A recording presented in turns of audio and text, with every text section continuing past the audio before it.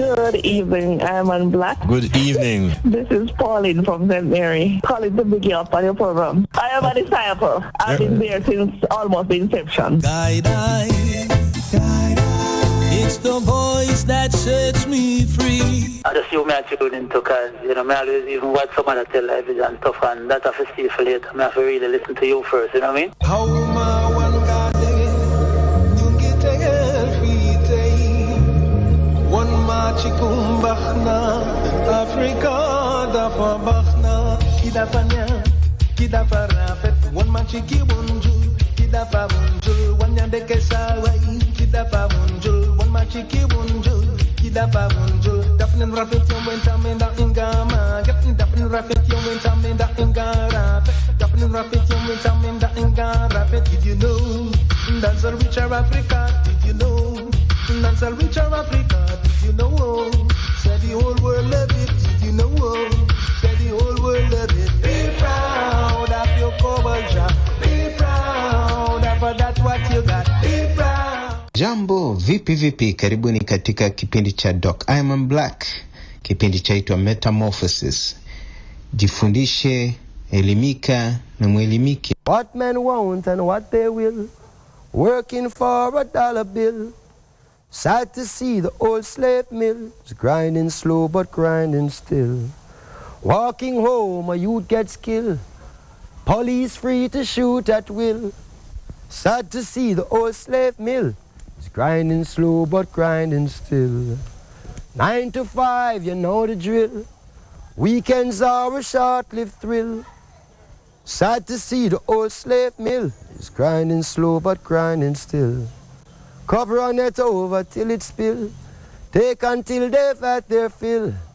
Sure hurts to see the old slave mill grinding slow but grinding still.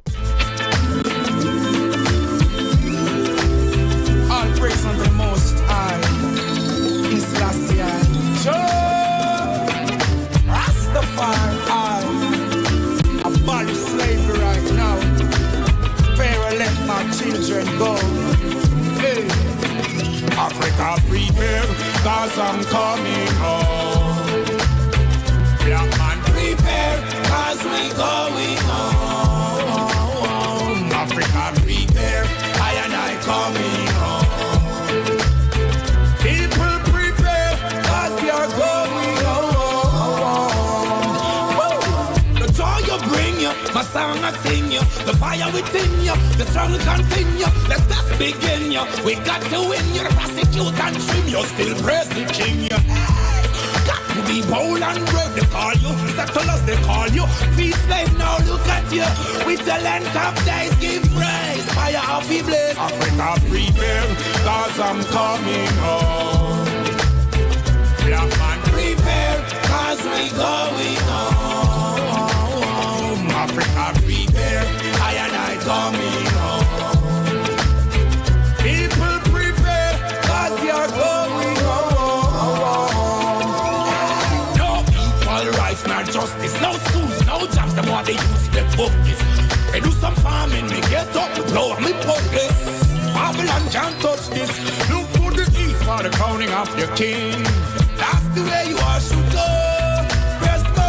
Ever living God a place and I'm living in a by flow. Africa prepare, cause I'm coming home. Black man prepare, cause we going home. Africa prepare, I and I coming home.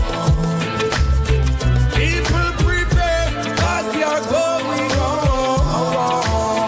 That's when they're propagandas, because they want to start that thing. And the backstabbers, they slander and they touch all sort of thing. No, I'm the light of the world. What a thing. Bundum Rome, Bundum Babylon, they can't stop fighting. They always fight us. Them not go make me frost. I come to lead the mass. All them a chat are redemption. I want Bobo Santis, the repatriation. Tell them a redemption. I want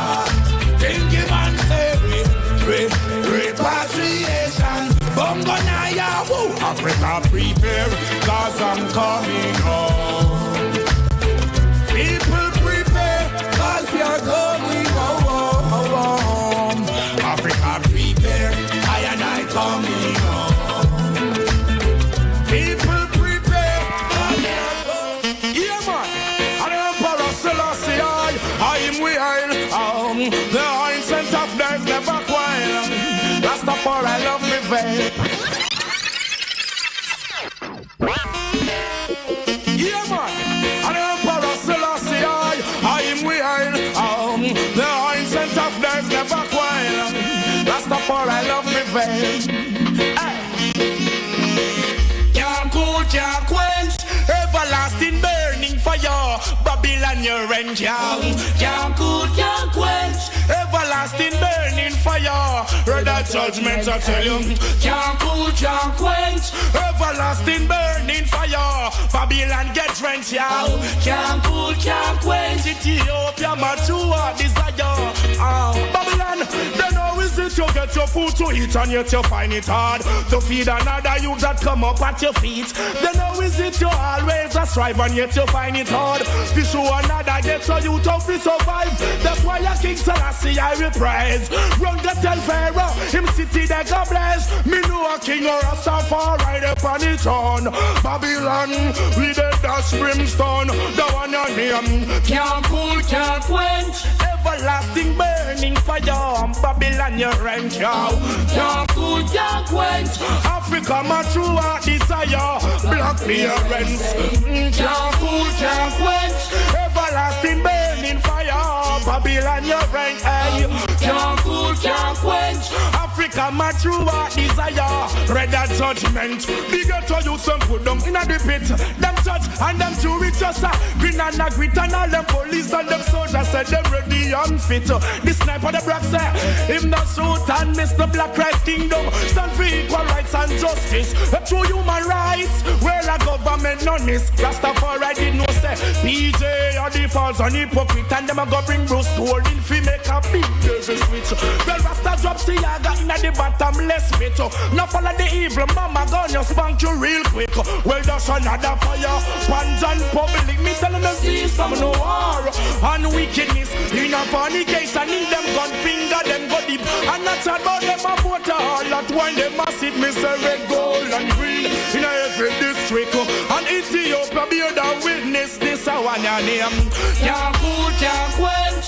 Everlasting burning fire. Babylon your rent, can't cool, can't quench. Everlasting burning fire. Read that judgment I tell you.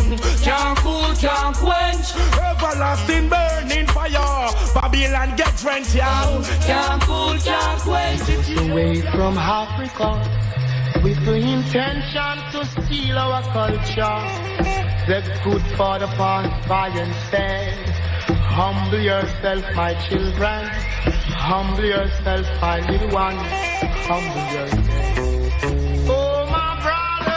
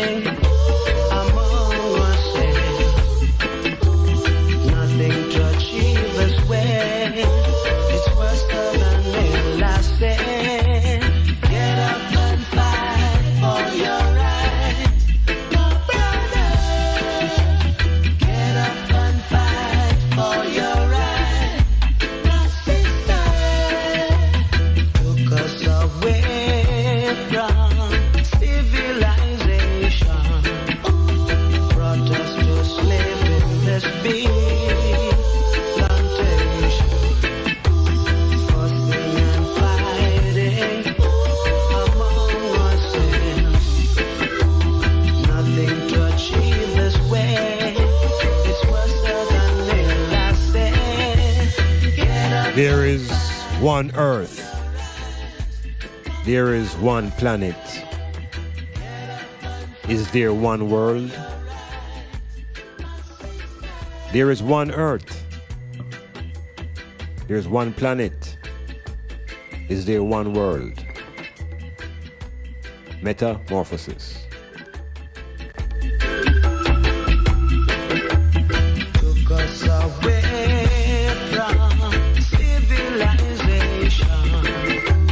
brought us to slave in this big plantation, fussing and fighting among ourselves, nothing to achieve this way. It's worse than hell, I say. Get up and fight for your rights, my brother. Get up and fight for your rights, my sister. Get up and fight for your rights, my brother. Get up and fight for your rights, my sister. Tinastilin. Tinastilin. Really high. Greetings. Greetings. World movements. Question at the original point of entrance. We are living on one earth. This is one planet. But do we live in one world? And the world is what we need to investigate, the concept of the world. Because presently, in Singapore, the world is watching. The world is on an edge, watching. But in Russia, the world is also watching. Another summit. A summit in the world of football. And we're seeing in Singapore a summit in the world of politics and economics and military. So the question has foundation. And so as African people, we have to begin to qualify when we talk about world. What exactly is I and I speaking about? Because we have been programmed with a conceptual idea of the end of the world. And then we have also been infected with an idea of world without end. Which world? So we want to sort it out during this metamorphosis as we examine the World Cup on the horizon, beginning in 3 days, a war of the world. But that is the world of sport. And I'm saying that this is a world unto itself, with its own laws and rules and regulations. So we're going to examine that within this metamorphosis, so I and I can make my own more qualified statements towards this world war that is on the horizon. But in the world of politics, there is also a summit taking place in Singapore, which will have great implications for the world. So which world I and I must be concerned about? And which world is the Muslim world? And which world is the Christian world? Are all these worlds on planet Earth? Metamorphosis exploring.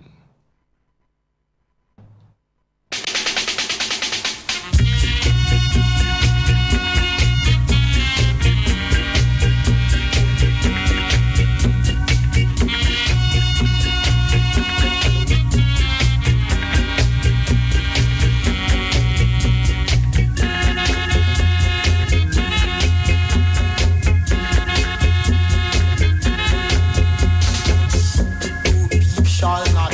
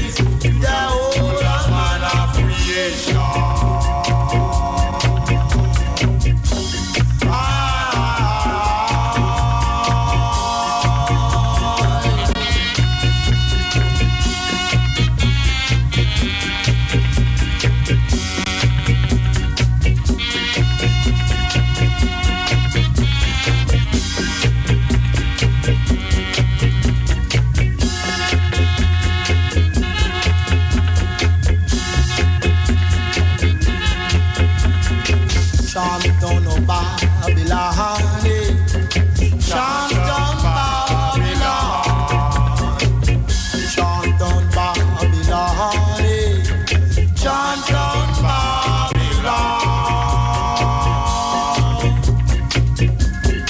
Give thanks and praise, give thanks and praise,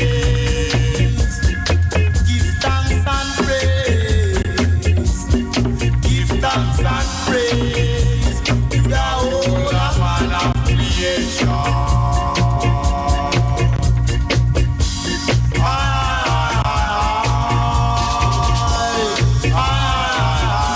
Yeah, giving thanks and praise for the opportunity to express free thought. It is indeed a privilege. So always ailing upstairs FM and their forces to keep this powerful station going and give I a voice in the wilderness. So I want to think about world. I want to talk a little bit about the concept of the world. And how is it as African people, black people in the Western Hemisphere? How do we handle the concept of the world? Because of the events taking place, people have their interpretations of the world in which we live and determining outcome and going into future. Some almost predicting the world and the state of the world and using all sorts of textual references. But before we get too bogged down in the teachings of what we have received or received wisdom about the world, I'm going to suggest that we begin to examine it on our own. And there's a couple of things I want to touch on before this program is out. One of them is emerging from a connection on Saturday mornings with my colleague, Colin Anthony, and he has a program called Smooth Sailing. So at 5 minutes or so after 10 o'clock, he engages I and I as the metamorphosis. We have a small conversation about certain issues. Well, I'm another little reason first program about self-reliance, because he raised it up and I started to speak about it and find that it needed a little bit more expansion. Because it's one thing to talk about self-reliance and independence and all of these ideological frames, but the foundation is knowledge. And so I want to also share a little bit about what I and my views are and research has shown as to what it is to be self-reliant. How do we arrive at self-reliance if there is no self-awareness? And what are the stages of development for the self itself? To move from awareness to esteem is a progression. So I want to speak about it a little bit more before we can talk about being self-reliant. Because self-reliance is a psychological state first. And then you talk about now economic interdependency. Because there's no independent economics framework. Everything is interconnected. But you have to have your independent thinking, which is where your self-reliance manifests itself. So I want to speak about that as we go through a little later. So I want them to listen to that program on Saturday mornings. Yes, a very nice program, nice segments and things to go with it. So, the concept of the world now. I find from our earliest educational information, we hear it say the world have a beginning and the world have an end. And most people sort of don't even bother grapple with that. Because there is a kind of common sense perception that you're supposed to have inside your being that everything have a beginning. So there's a kind of, non-questioned way of looking at it. So, well, why even bother question that? The world has to have a beginning. All right.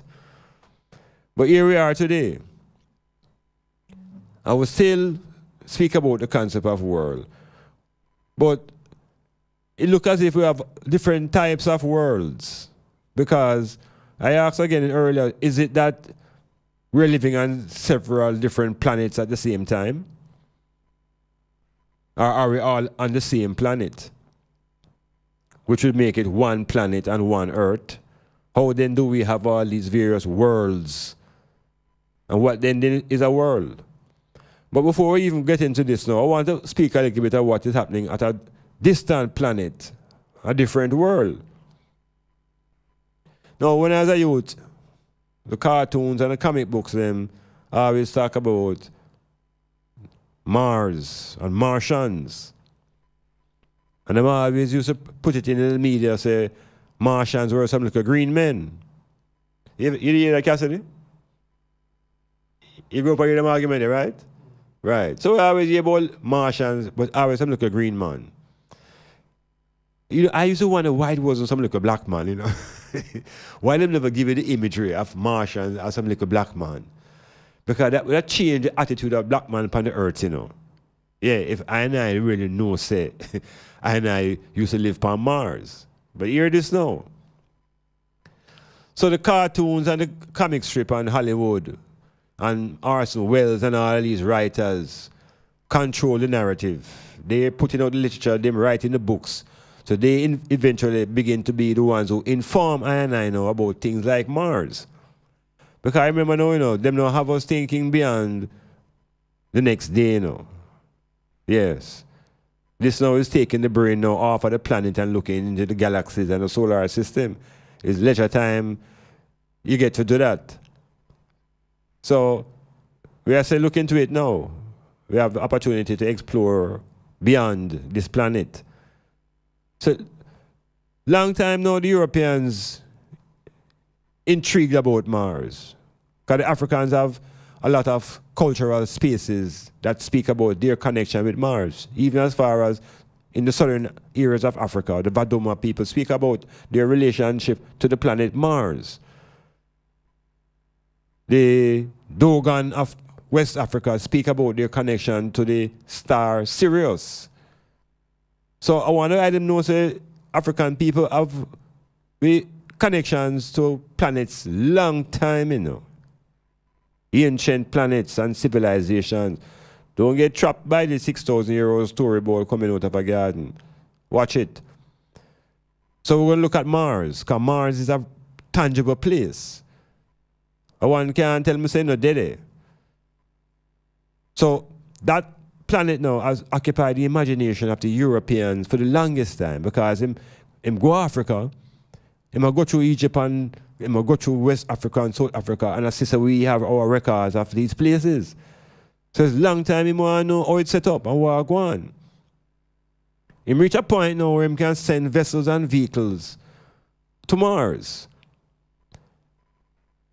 The technology what him find himself with now allow him now to send vessels to circle Mars, stay in Mars orbit, and then find themselves able to land vehicles on the planet itself now. A man can tell me say no happening, no. But that's all right. We're talking about scientific activities now. And other nations of the earth are collaborating with these efforts. So them have a couple rovers, like some little truck. Yeah, like a video game the man play from Earth. And them drive this little rover around on this planet called Mars. And them explore and examine and drill and check for chemical makeup and all the various things that them think are ingredients for life as we know it on Earth. Now, it's a long time them man now exploring for life outside of the planet Earth. And them know why them spending all of the resource on it. Something them know, but look like black people don't know. Look like we're afraid for even know. Because we don't want to know of other planets and the possibility of life on other places, because that will mash up the God story. That will mash up the creation story of man being the only thing in the universe and blah, blah, blah, blah, blah. So what is happening now on Mars? Because we soon come to Earth, you know.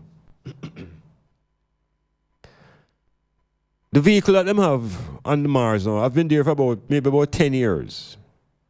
Yeah.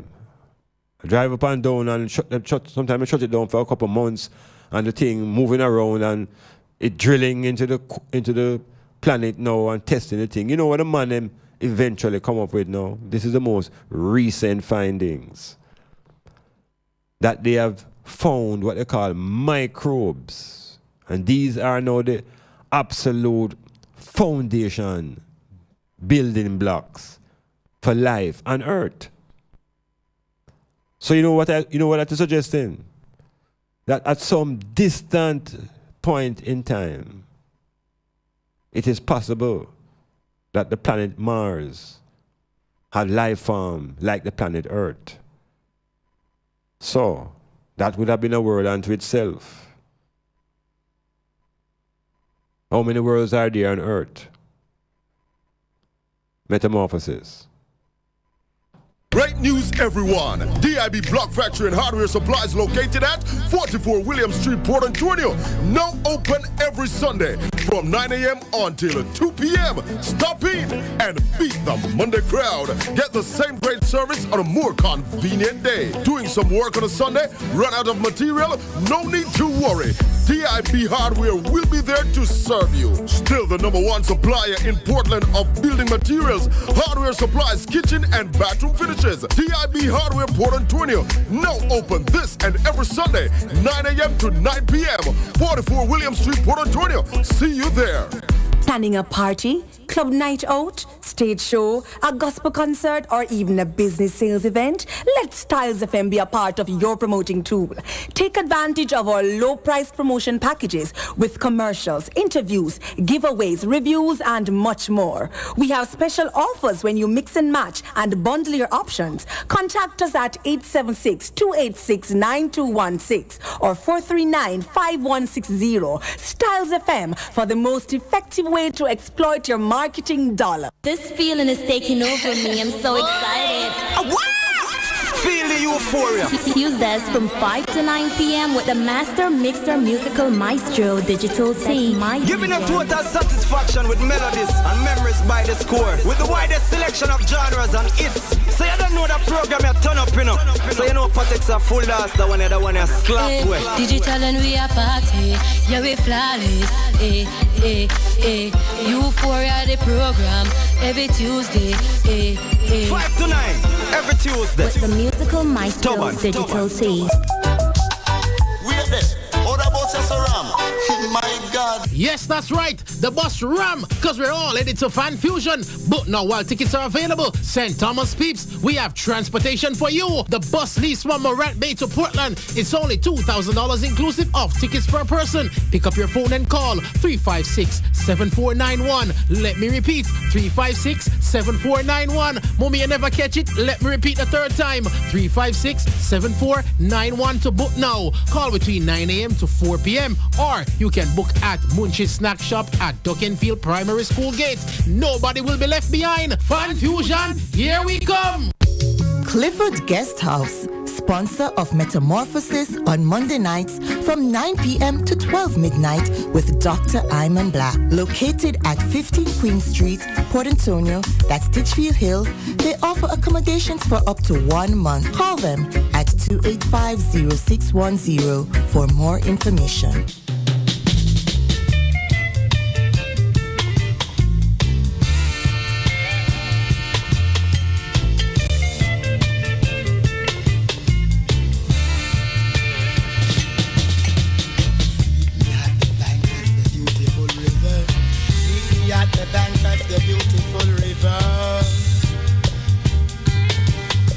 Journey, I say.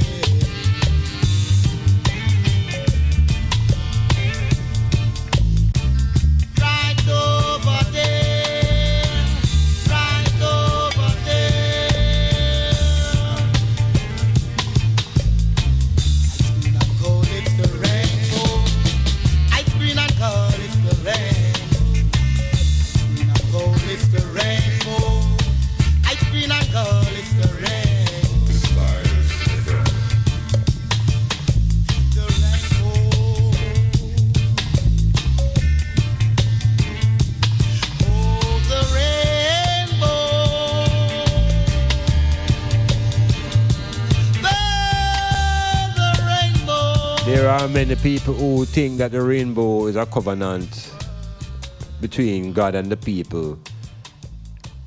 And this covenant was established at the time when God wiped out the world and left Noah and his 7 people and animals and so forth. But the persons are stuck in that conception of the rainbow. And the rainbow is all about light and water. It's a prism. Now, again, I want the island to lift up them thought power off the planet Earth. Because we have that capacity to think about anything and anywhere in the cosmos. So I want to just engage a little bit now with planet Mars. Because there are other planets, you know. We are in a system of planets. And the central controlling body of these planets is the sun. Everything, these planets revolve around the sun. So the sun is a star. So Mars now is a very interesting place. And as I say, a long time the Europeans know, because they know about I and they know about the history of the Earth and the history of the solar systems and the history of the cosmos, far more than what any black man could even think about. All these things are in libraries and things and books and things where the man hide and burn and thief and just making it difficult for I to recover and reclaim full identity. So if we look at Mars, now a couple of years ago, because they have, well, on the planet now, they have a rover, and the rover is called Curiosity. And it has been doing a lot of curious work. You know, the same man who tell you about Curiosity kill the cat. For them, a rover named Curiosity. Because that curiosity is all about finding out things and coming to knowledge and dispelling beliefs. So this rover now has been there for a couple of years. And so the people at NASA, them bust the news now that Curiosity discover organic molecules in certain rock layers that were drilled by the rover. Organic molecules. Now, these rock layers now, according to the scientific way of analyzing, go back over 4 billion years. At a time when Mars was supposed to be much more fertile and friendlier and a better place for what we call life as we know it. Today, now, Mars is a hostile and harsh place where life on Earth could not survive there. But apparently the theory is that perhaps once in a very long billion years ago, there was life on Mars. Now, enough black people, enough African people, enough people caught up in Bible history don't allow them brain to think in these dimensions, because these stars don't fit into the book. But those who control the world through science and technology and military power are highly conscious of these things. And so they all strip the earth resources to get to know about these places and these events and to try to connect the dots to know where really black people come from. Guys, we come from those places. We are the first colonizers of the planet, but we can't realize it.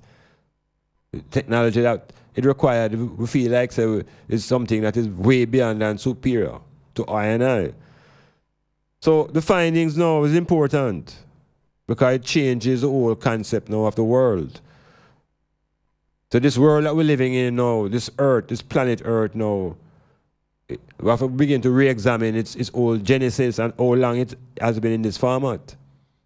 And can it possibly reach a stage where it looks like Mars? And it's not necessarily impossible if the behavior now of the human beings continue in that same vein. But does that mean that the world will come to an end? So in other words, when we're talking about world coming to an end, we see that the planet really don't come to an end. The planet will stay in its revolution. The planet will stay around the sun as long as the sun remains at the centerpiece and keeps moving. What you see is that life on the surface can come to a close. That is very obvious. And within all the earth that we are living on is set up, it will not happen by itself. It would require an agent to bring this thing to a close. Because the fish of the sea have no intentions to destroy themselves. And I would say the same thing for the animals and the plants. So when I'm going to tell you about the world that got done, we have to begin to clarify which world I'm talking about now. Which world I'm talking about that going done and going to start again. So we're examining now the concept of world as we apply now to earth. And we're going to realize this concept of world, it's very, very, very vast and broad, because you may even find, say, at the long run, each individual actually living in their own world, When we begin to examine what the concept of world is about. But we won't do it that way. When I look at the whole concept now of the world of politics and the world of sport, and I want to establish that the world of sport is a world unto itself, with its own laws and governance. And we're going to see not just the world of sport now, FIFA's world. There is a world called FIFA's world. And there's a government called FIFA. And them have a world. And for them world now reach the climax in another 3 days when the World Cup kick off. And 2 days before that now, another world now coming together now between Trump and Kim Jong-un.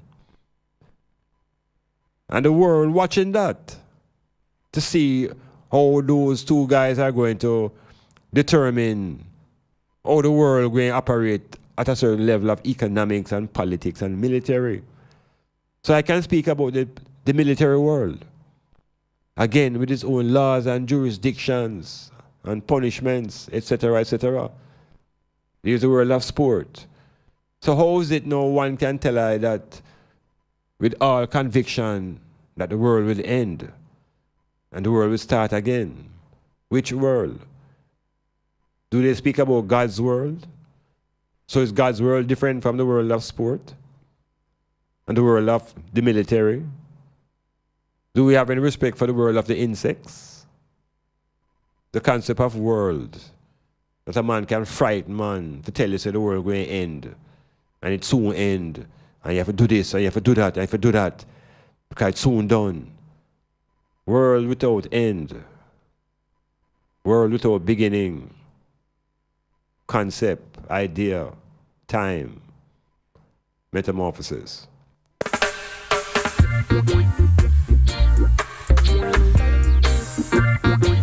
Ooh, yeah, yeah, yeah, yeah, yeah. Ooh, yeah, yeah. They got so much things to say right now. They got so much things to say. They got so much things to say right now. They got so much things to say. Hey, but I'll never forget no way they crucified Jesus Christ. I'll never forget no way they sold Marcus Garvey for rights. Ooh, I'll never forget no way they turned their backs on Paul Bogle. Hey, hey, so don't you forget who you are and where you stand in the struggle. They got so very, so very, so very, so very, so very, so very, so very, so very. They saying everything, they say so much today. They got so much things to say, so much things to say. Not come to fight flesh and blood, but spiritual wickedness in high and low places. So while they fight you down, stand firm and give Jah thanks and praises. Cause I do expect to be justified by the laws of men. By the laws of men. Oh, you find me guilty, but prove, truth shall prove my innocence. Oh, when the rain falls, all now, it will fall and one man's house stop. Remember that. When the rain falls, it won't fall on one man's house. Stop it singing. So very much, so very much, so very much, they got so much things to say right now. Yeah, they got so much things to say. Hey, but I and I don't come to fight flesh and blood. Spiritual wickedness in high and low places. So while they fight, you don't stand firm and give your thanks and praises. I and I don't expect to be justified by the laws of men. By the laws of men. Hey, truth got to prove my innocence. Although the wicked think they found me guilty, they got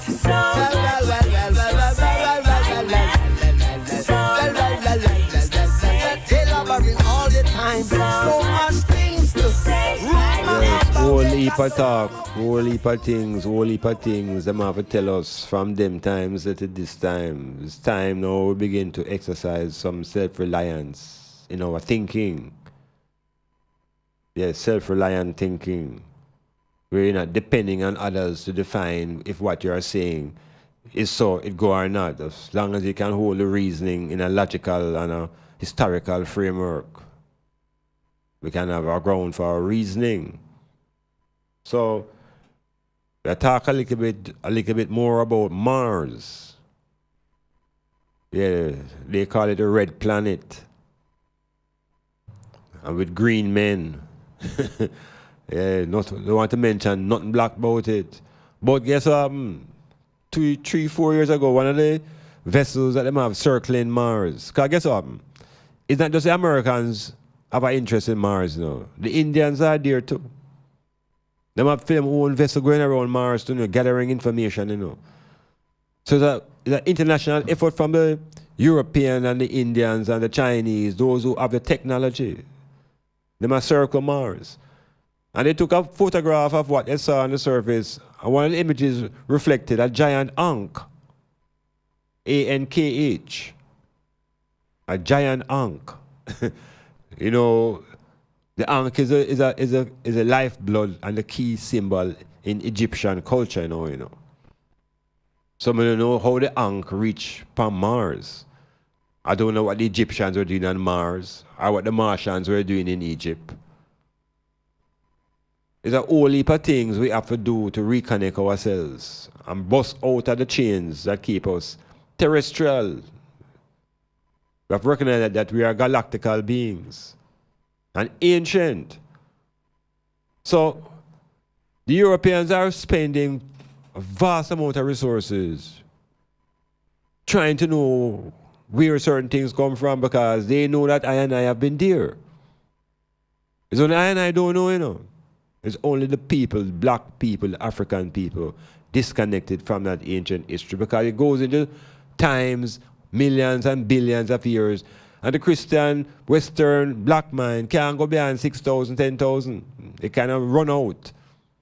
Because the flood come drown out enough people and the garden story was just 2,000 years before that. And so time become locked up in a like time zone. Become a prisoners of a time warp. But the planets are there. And so there is a world of Mars under heavy investigation because of the culture and the history and the link between those places and the earth.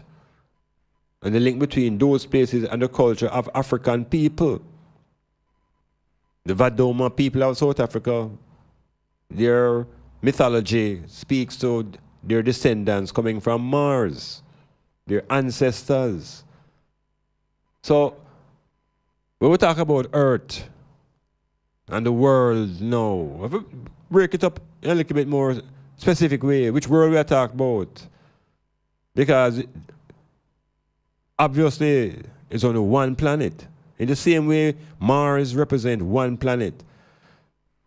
You can't tell me that Mars is several worlds. It's one planet. So any concept of several worlds have to engage some beings, some people, some life forms have to be on that planet to begin to talk about worlds. So we can talk about the world of insects. It's a world of insect. A whole set of activities in that dimension of existence. And that world, relative to the world of people, pre-exists. That of man. Birds. So, sea life. We can see the concept of world within life forms. And how they organize and how they organize themselves and how they maintain their own existence. So when we get into teaching now into this hemisphere of Rome, and they begin to teach us about the world, and in the beginning was the world, and the world had a beginning and the world have an end. Have a broke out of that kind of interpretation. Because the world that they speak of is not the real world. Because the real world really based upon the earth. So any other construction now is something that is man-made. And so here when we talk about the world now, we have to begin to talk about the world of men. Governments. Church orders. The world of men. And their worlds will always crumble if it's not based upon righteous and truthful and consciousness. So when people looking around now, and we talk about the world, there is the world of sports. Yeah, and there's the world of the military.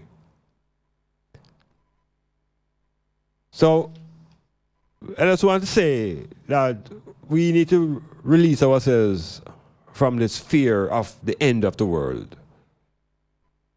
And recognize it's not the planet coming to an end, but there have to be a system of governance. And the system of the governance is not something that is necessarily global. It must be localized. And it is people that will change systems. So we're talking about politics and military force and economic power and self-reliance amongst our people to arrive at that stage. Now,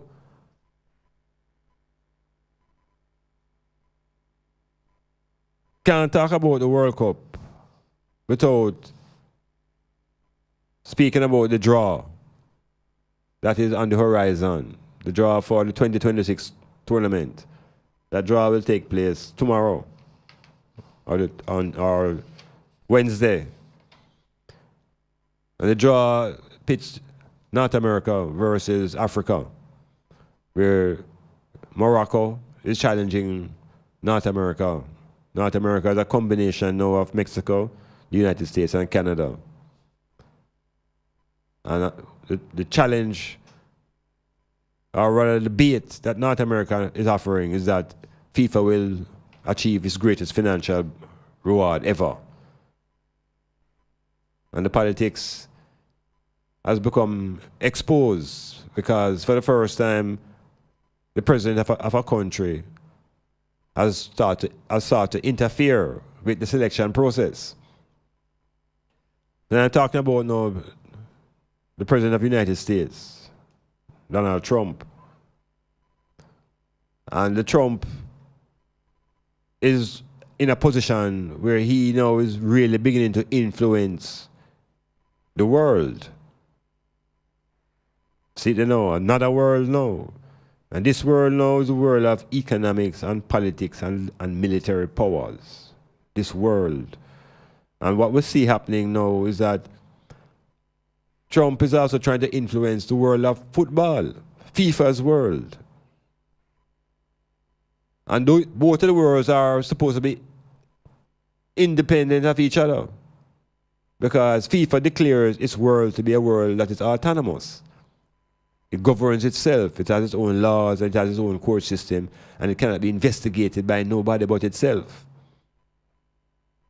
And what we find now is that Trump, from his position of power in the political world and economic world, is beginning to interfere with FIFA.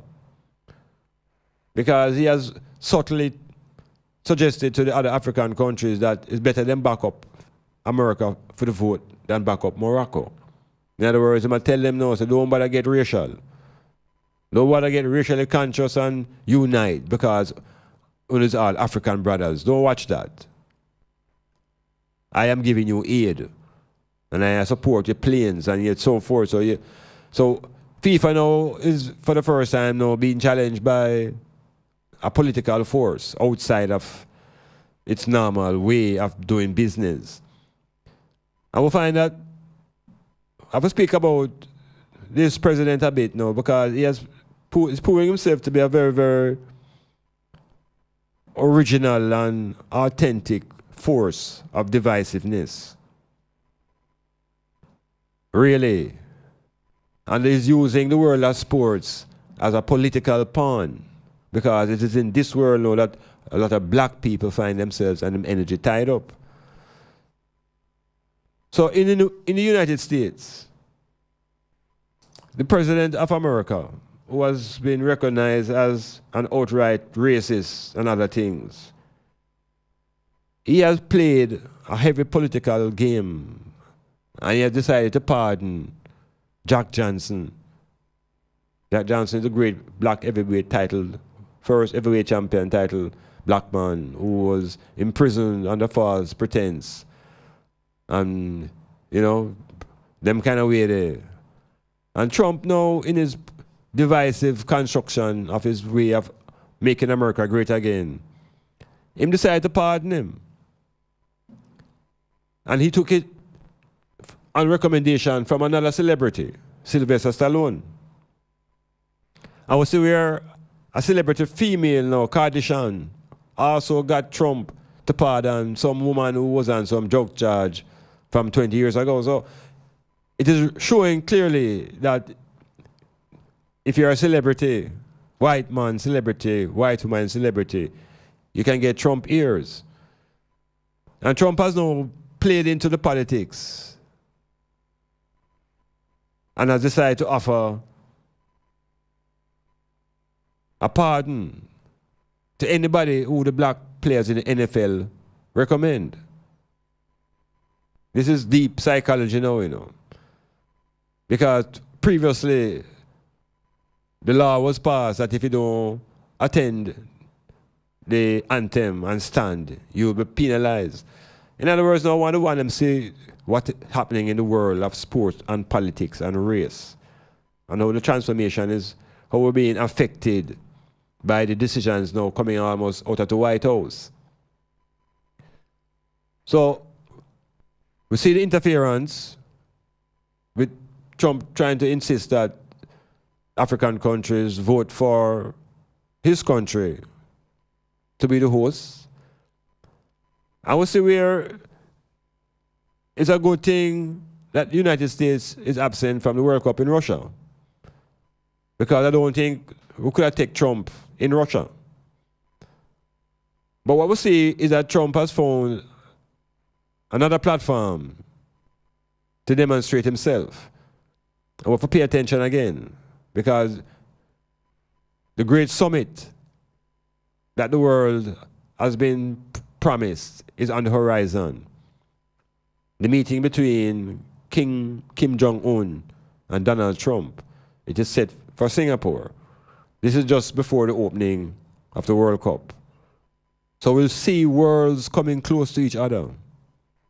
And these worlds are not identical. The world of politics and economics and military might. And in the first instance, the summit, one better be prepared to know, say, Trump is a man who all leave before the conference done, you know. Because he has proven to be consistent in being divisive. And that is one of the things I and I need to be observant about. He's a very consistent person, but in his divisiveness. So he was coming from a meeting with the G7 nations. And before him reach, him trust monkey spanner in it. Him say more Russia come in. And before him reach back out, him withdraw the communique that they all agreed on. So he thrives on disarray. the same effect from the climate change agreement, etc. So I asked to let them know, with the world being moved in this direction by Trump, America is achieving the agenda set by the president. Is making America great again. And America is moving from a superpower to a country that is now great. And in that decline, isolationism has become the policy. And so America is quietly and slowly and for surely isolating itself. It has isolated itself from the European Union. It has now isolated itself from Canada. It has isolated itself from Mexico. So the only ally we're seeing the United States having now is South Korea. And South Korea has formed a strong alliance with the North. And the North Koreans have united with the Russians and the Chinese and the Iranians. So there's a reshuffling of the pack with the Americans being isolated. So we're seeing that world power that we have been seeing for the last 200 years is in its dying days. It is becoming isolated. It is becoming more divisive internally based upon racism. And the president of America now has established himself now as an antagonist to black professional sportsmen. He has proven that. He has decided to, what he calls, disinvite the champions of the NBA. So between the Golden State Warriors and the Cleveland Cavaliers, none of those players will go to the White House. And that is Trump's spitefulness, because these players rejected him from the beginning. Black people, pay attention. When we come forward, we're going to go into the World Cup. Planning a party, club night out, stage show, a gospel concert, or even a business sales event? Let Styles FM be a part of your promoting tool. Take advantage of our low-priced promotion packages with commercials, interviews, giveaways, reviews, and much more. We have special offers when you mix and match and bundle your options. Contact us at 876-286-9216 or 439-5160. Styles FM for the most effective way to exploit your marketing dollar. The best event of the summer is back. Styles FM Fan Fusion Party, Episode 5, Tipsy Island. Saturday, July 7th, 2018 at Bayview Waterfront Property, Oysters Bay, Port Antonio, Jamaica. Come hear Styles FM finest DJs juggling retro hits. Retro Gunya style from the 70s, 80s, 90s, and early 2000s. Admission $500 pre-sold, $800 at the gate. VIP $2,500. Party starts at 7 p.m. sharp. Listen to Styles FM for ticket outlets or call 876-518-2399. Fan Fusion Party, Tipsy Island. Dress tropically elegant. Fan Fusion is not just a party, it's an experience. Must be 18 years and older to enter. ID required. Drink responsibly.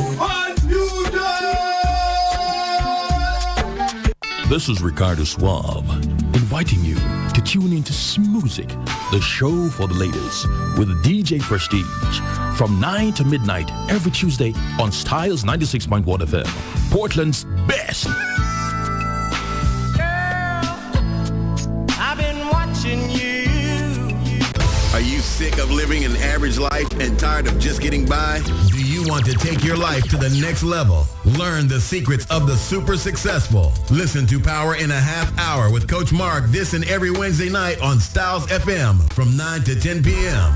Learn the habits of the super successful and how to make these habits work for you. Learn to turn your dreams and desires into reality. You can win in the game of life. Let Coach Mark show you how. Every Wednesday night on Styles FM from 9 to 10 p.m.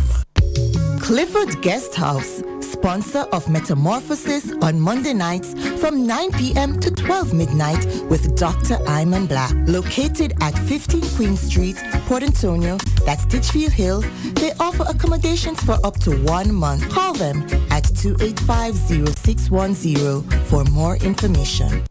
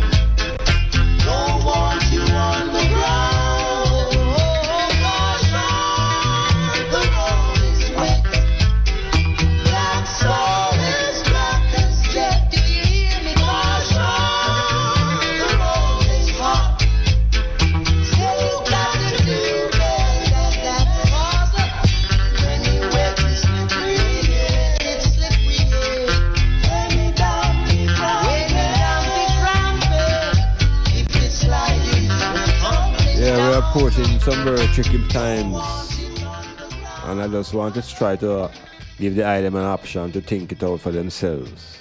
So here this piece of drama unfolding now. The President of America has been in office for less than 2 years, and the world has undergone a whole heap of upheavals. There was once a G7, there was once a G8, which is the industrialized nations.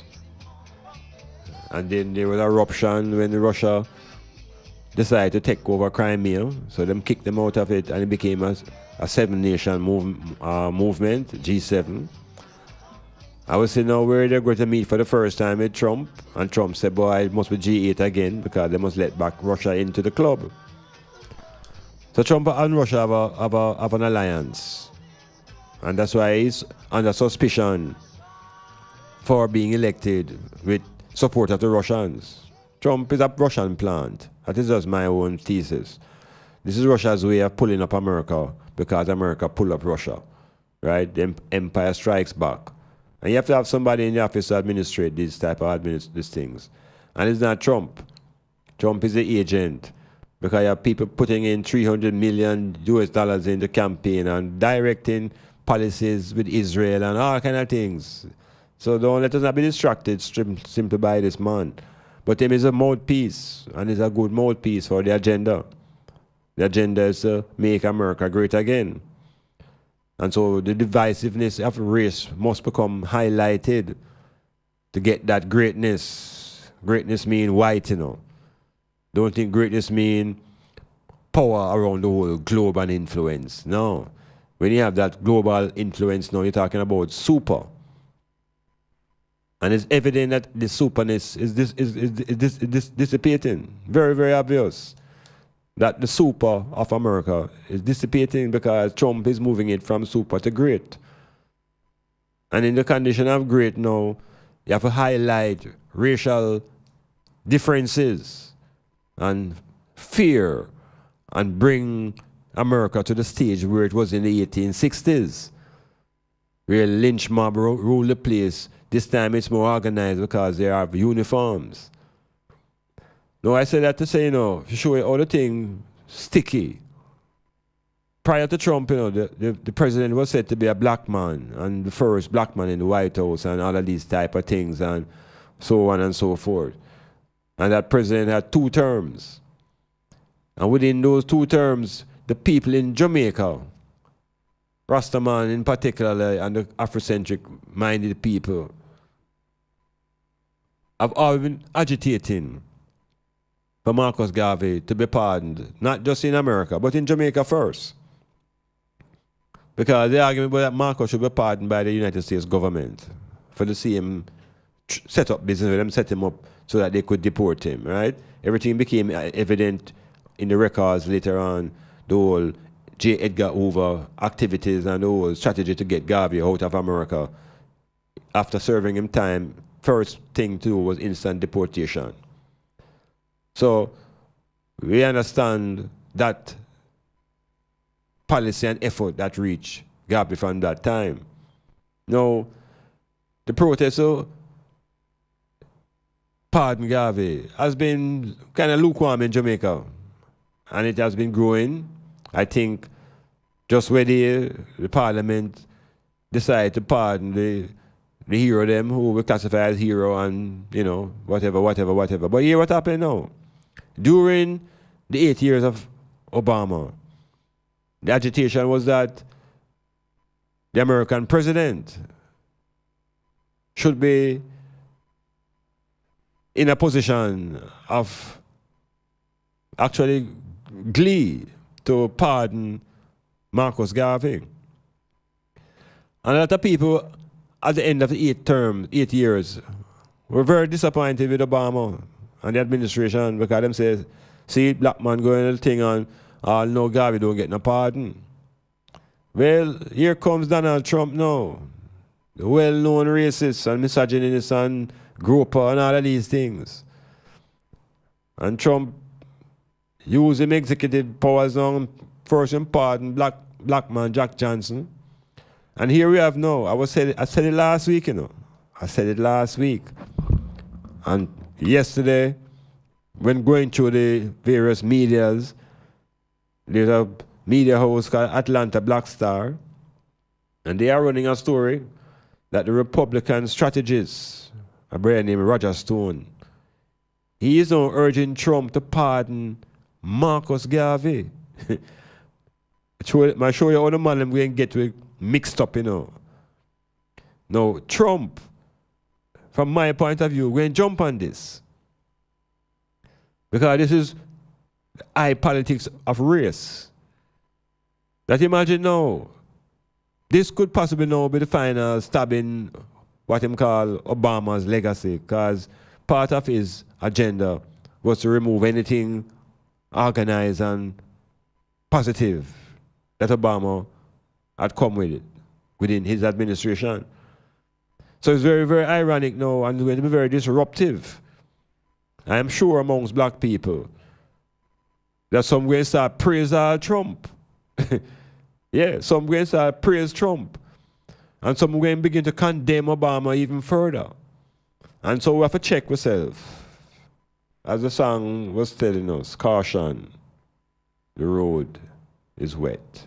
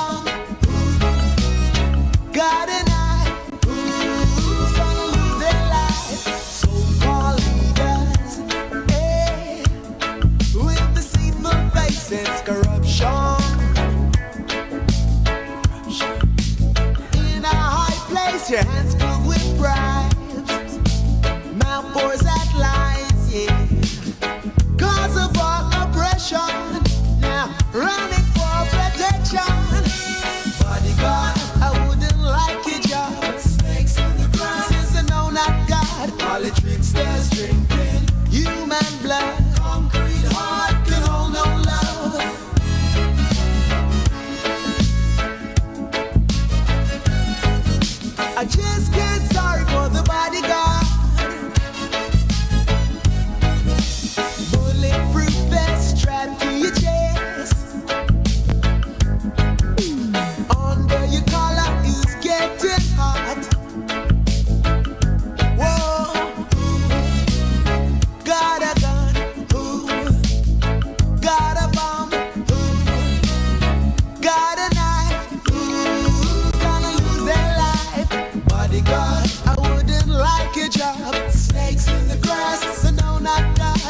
tricksters drinking human blood. Concrete heart can hold no love.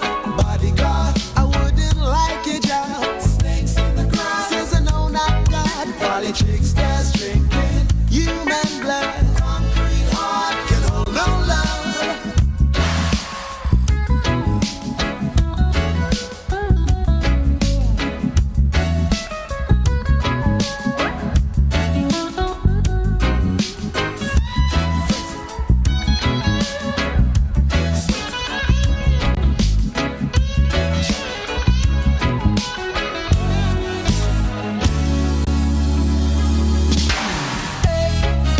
Don't feel no way. I just get sorry for the bodyguard. Who got a gun? Who got a bomb? Who got a knife? Who's gonna lose their life? Bodyguard, I wouldn't like your job. Snakes in the grass, I know not God. Probably tricksters drinking human blood. Concrete heart can hold no love. Bodyguard, I wouldn't like your job. Snakes in the grass, says I know not God. Probably tricksters drinking human blood. Concrete heart can hold no love. What you telling President? Yes, the metamorphosis is here. This is Dr. Iman Black. I don't know if I'll introduce myself still, but it is Iman, the host, and hailing all ones and ones who are locked into the program, whether you're on land or on sea or whether you're in space. Because we're making connections in all the dimensions and all the regions. So again, give thanks again for the situation here at Styles FM and the engineer who know how to make the thing just fall into the right rhythm. Yeah, so I was just saying a little bit of things before.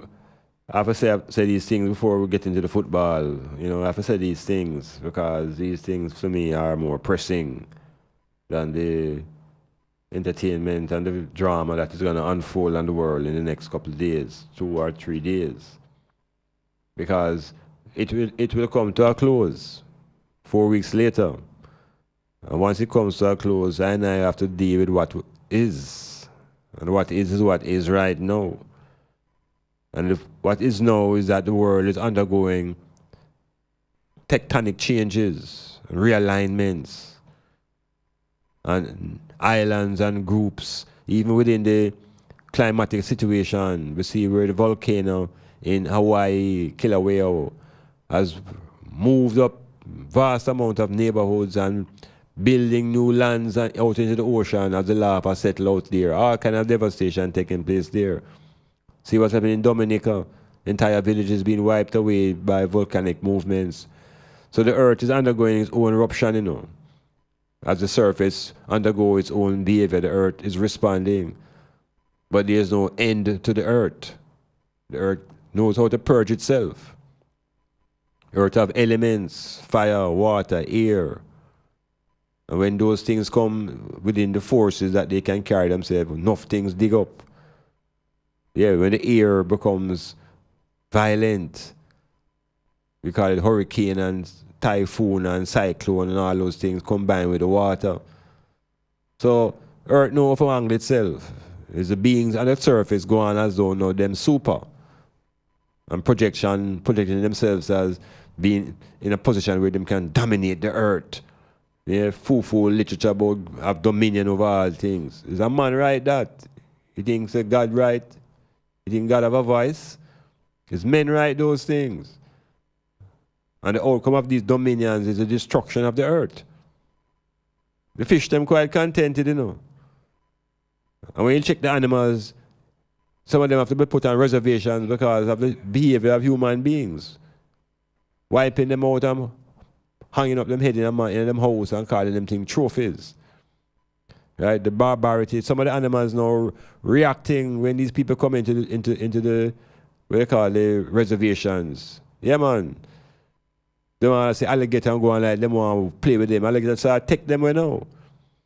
So the problem on the earth coming to any form of traumatic closure. It's the behavior of men. It's the behavior of men. So nothing will come in a divine intervention to upstage what men is doing. Men will do what they do, and the earth will respond. There was a time when the Europeans didn't know about the ozone layer. They know that layer of oxygen is what holding out the violent levels of radiation. Never know that. It was there, scientifically established as a protective region. And they wouldn't done until them bore it up. Them stay all the way from the planet's surface and bore up the ozone layer. That is the height of destructiveness. And in boring up the ozone layer now, it causes excessive radiation now to reach the surface. So we now get caught up in no fear about nobody will come to the sky, come save nobody now, And those people will be saved from the world, and the world will start over again. Them things are fairy tale. Those are fables. The world is as it is. And it's men and people defining the conditions of the earth for other people to live in. So I want to just segue a little bit now from Trump and his behavior and the world that is realigning itself. How do black people respond to these realignments on the international chessboard? How do Africans relate and respond to that? How about the Africans in America? How do the Africans in the Caribbean, black people in the Caribbean respond now? Because these tariffs that are creating this war in the world of economics are going to have some serious side effects on those of us who live our life as consumers. So we spend all our life as a consumer, as a black man. Now the time comes where we can't afford what we need to consume. We have to change our gear. And we have to move to the concept of being manufacturers.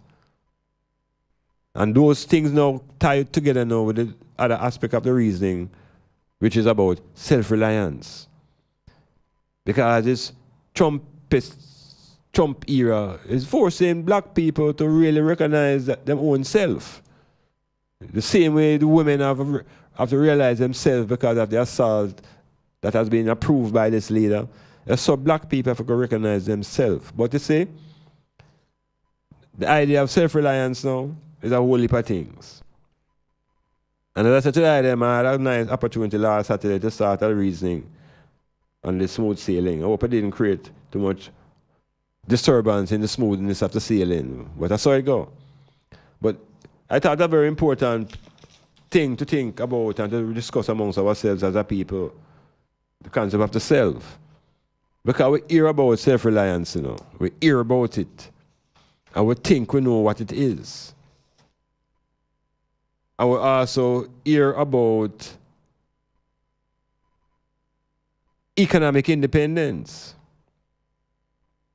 No, these things are not necessarily the same. Economic independence and self-reliance. I try to make a distinction now because economic independence don't really exist in the world of economics. What we have in economics is a world of interdependency. Interdependency. That's why we have trade and commerce. It's interdependency. What makes you successful now at that level of economic activity is your depth when it relates now to your self-reliance. And your self-reliance now is based upon your powers to think. So before you can even talk about economic interdependence and economic independence, you have to be psychologically self-reliant. But what does that really mean now? The conversation really revolved around Portland. I know Portland was underdeveloped. I know the people in Portland are so laid back that they allow people who come from far places to simply come into the place and secure reins of power and do nothing for the people, because obviously them come in here and see the people laid back and they only work for themselves and maybe them party and them family. So the argument was that the people here must become more self-reliant. So self-reliant now is a process. But become self-reliant now, I'm going to say to them now, we have to talk about what is the self. Because if we can talk about being reliant on ourselves if we don't know what the self is. And how do we get to the concept of a self? Because you also hear in songs that you must emancipate yourself from mental slavery, back again to the self. What is the self that we're supposed to be emancipating that must become reliant upon itself? It's psychology. We have to engage in black psychology. And when a man tell the next man, say, boy, him just know himself, what is it? What is he really saying to him? What is it he must know? Or who is it he must know about? So I said to them now, as a little introduction to how to find the self, I'm going to outline what I think is a set of progression that an individual have to make to arrive at the point of being self-reliant. And the first stage of that journey begins when you become self-aware. Awareness. And to be aware of yourself now, you know, is a very tricky thing, because guess what? I'm going to ask them, are you born with a self? Or a self is something where you develop? When I think about that a little bit, you know, are you born with a self, or do you develop a self? I'll ask Cassidy, you know, but I'll ask him when the music I play.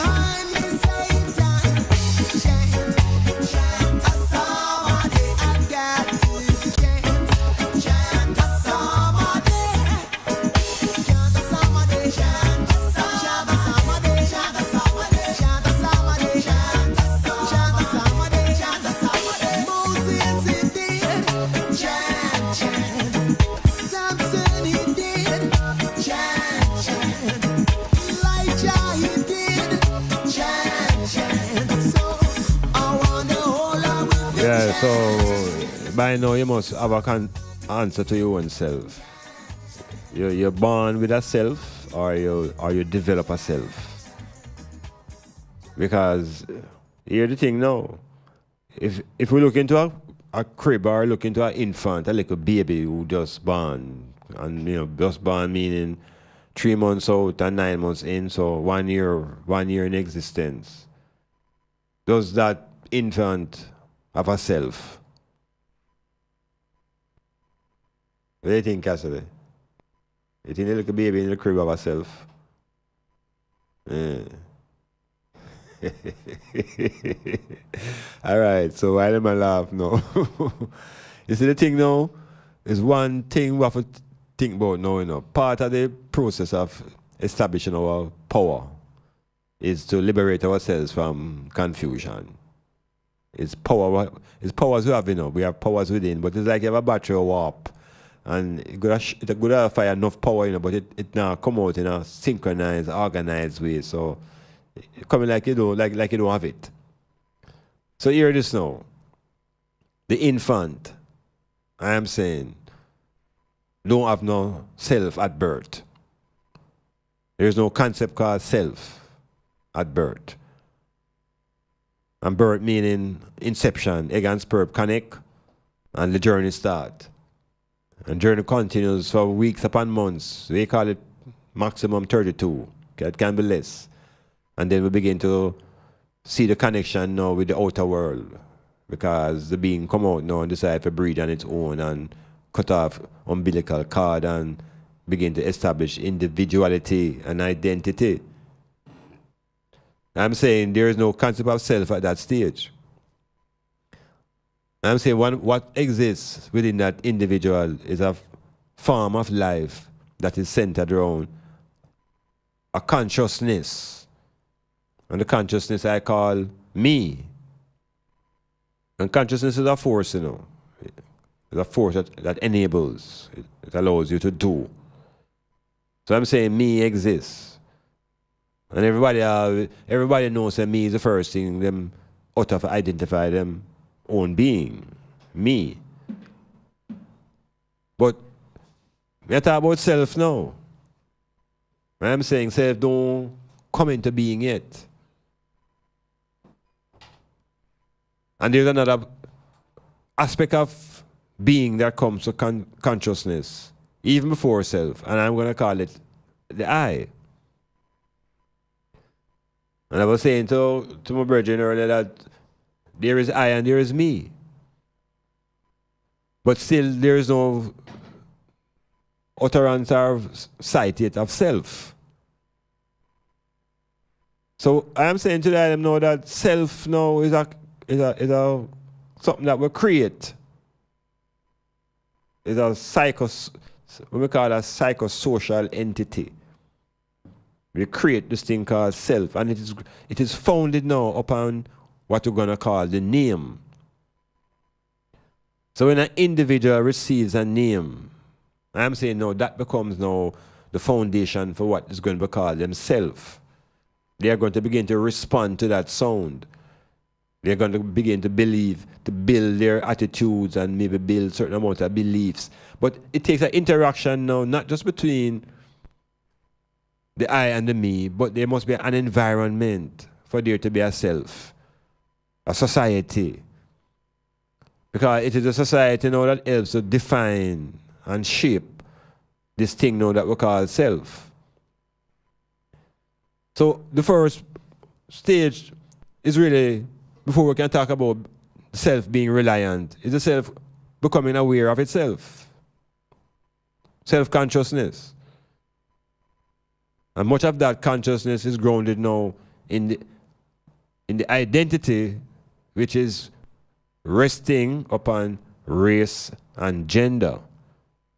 So you start to see that the identity and the self begin to get attributes, qualities, and the two basic is race and gender. So before we can even talk about people becoming self-reliant. Individuals have to become more organized within their own being and realize the forces that work within. Because this same self now, you know, it has to develop a certain amount of what we call esteem, self-esteem, wherein it begins to have value, it begins to attribute value. But these things come now through association and connection in the society. What are you now being taught? What is the history that you are being taught? What is the culture? What is the religion? All of these things now will help to shape and define the level of esteem that will be applied to the self. And so success and failure and certain commentary, all of these things now contribute to self-esteem. And if your self-esteem is low, you know you have a serious problem. And if it is high, it is positive because it motivates to higher levels of actions. So we're talking about self-esteem. And it's a very serious quality to lack. Anybody who lacks self-esteem, you can never talk to them about self-reliance. They're nowhere near that.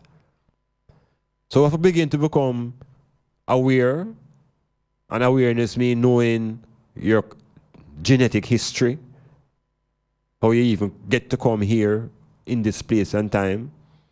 So you become aware, you develop your self-esteem, then you have to acquire self-knowledge. Yeah, knowledge, which is what's going to give you power to move and navigate now through the world. And with self-knowledge, you develop self-confidence. And you see, now you can begin to participate now in activities of the world. Because with self-confidence, you know, no different from saying self-assurance, you know, you're sure of yourself. You're confident in what you're doing. Then you can begin to move to the stage of being reliant on your own thinking. It don't mean you don't listen to other people, but you don't have to require help from others to achieve what you have to achieve. So, self-reliance will not come just simply by people having money, because it is a mental state. It's an attitude that comes through certain processes before you can reach a stage when you are self-reliant. When Marcus Garvey was speaking about self-reliance, it frightened all the white man them. It frightened the entire white world. But Ho Chi Minh, an Oriental man, grasped the concept, yeah, and carried it with him in a firm place, and it worked. The Orientals recognized the power of establishing their own system of thought. And so even today's world, the Oriental man don't depend on the white man and what he's thinking and how he thinks out his own solutions. The China man is in space on his own. He's building his own space stations on his own. So African people must begin to learn to think on our own. Develop that confidence through our own research and our own reconnection. So when we reach that stage of self-reliance, then we can begin to manifest ourselves differently in the other worlds. We have that demonstration of power, of self in the world of sports. We have demonstrated that over the last 100 years, but only as performers. We need to be able to think how to become owners. Yeah, how to become manufacturers. How to own some of those sporting goods factories. And so that moves me now to the next reasoning. That self-reliant in a place like Jamaica, at the level of economics now, really can manifest itself through agriculture and industry, where the country can become self-reliant at a certain level of its economics because of its manufacturing capacity. And for years, I'm on a beat it out, say hemp is the solution.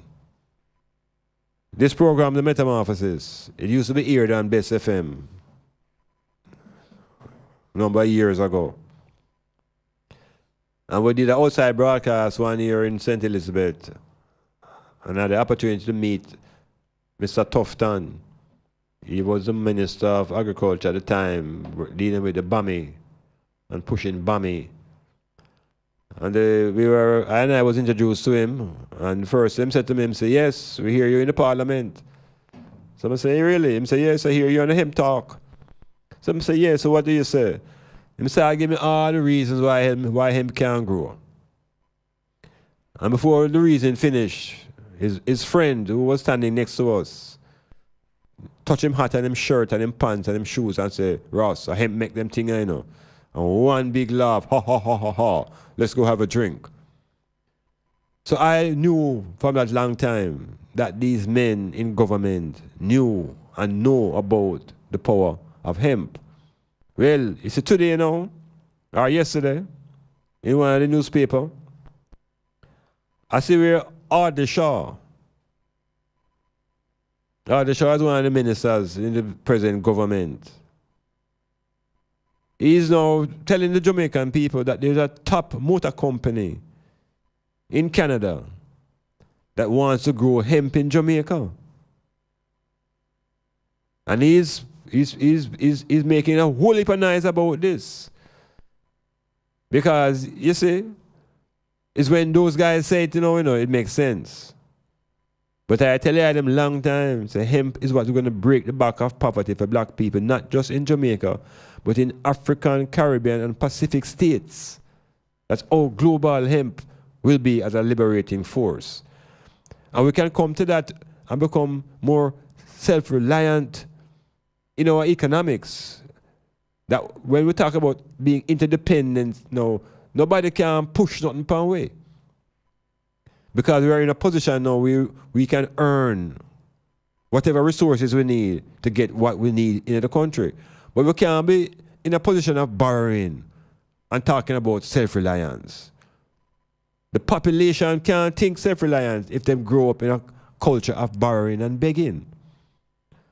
So we have to change the psyche of the people.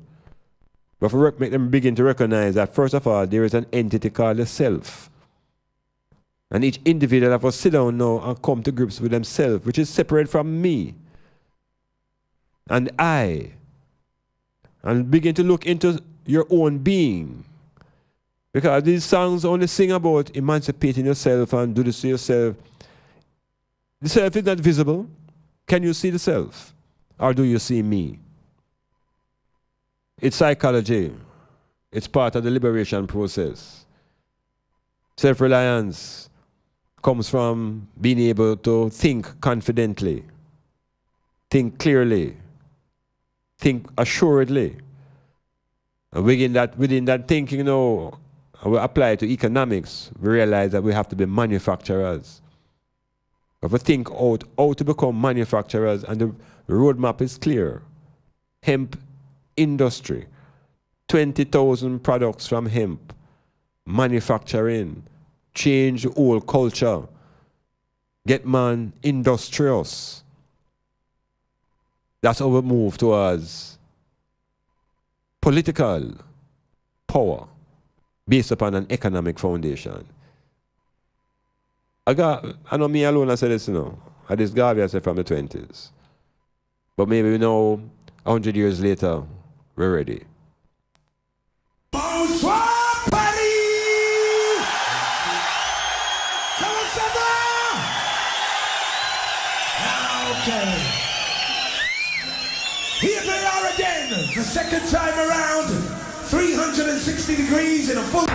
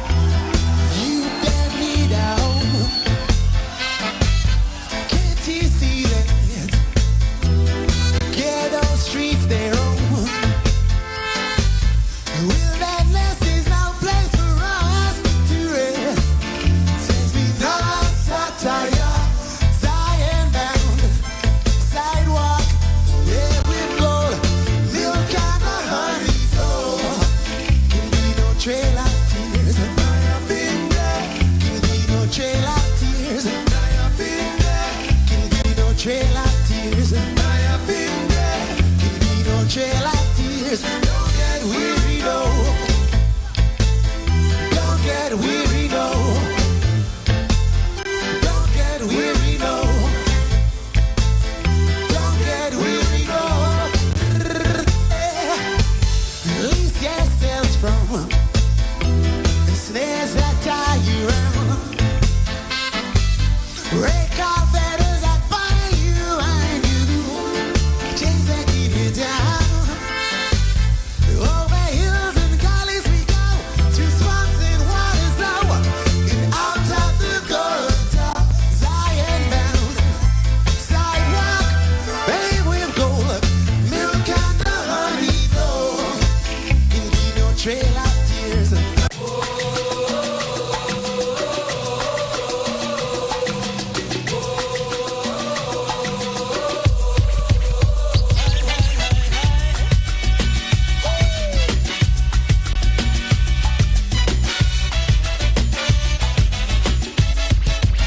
Oh, so rising higher, higher, there's magic everywhere.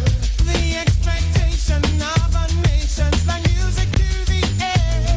We're singing a brand new song, marching to a brand new beat. Down the hillside, through the valleys, filling every street. It's time to rise up, stand and take your place. Rise up, shine like the sun. Rise up, rise up. Your journey has just begun.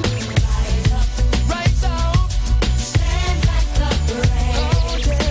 Rule your destiny, be the best that you can be. We know we start from the bottom and we reach right over the top. No matter what you do, you know say that we can't stop. We stand up and salute down to the yellow, the green, the black. I make them know say that if on this we stick to the world is for your taking, and giving up is the only crime. Now written on the pages of history, this is your moment, this is your time. Now we know it's not an easy road.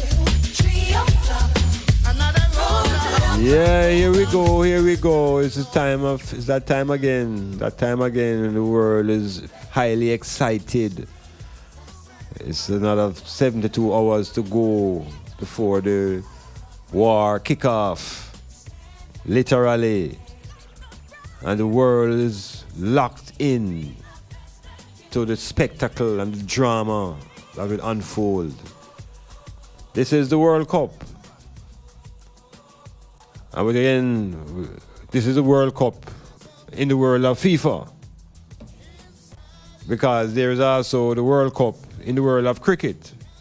The ICC have their World Cup. But this cup is bigger than the ICC's cup because this cup now involves over 200 nations. 200 nations now starting out in a battle to get a trophy. That is all. It's just trophy the man them fighting for. While nations invest these hundreds and thousands and millions of dollars in their armies to go and fight for a trophy. Obviously, the trophy is a symbol, and symbols are therefore essential in the world of sport. Symbol may be important in other worlds too. In the world of the military, you have to demonstrate and show your armament to show that you have power. So in this world of football now, we're going to call it FIFA's world. FIFA's world runs independent of national governments. FIFA's world runs independent of national courts.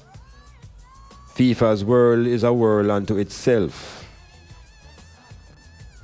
I remember in 1990 something when the Christians talk about the world was coming to an end and 2000 and this and that.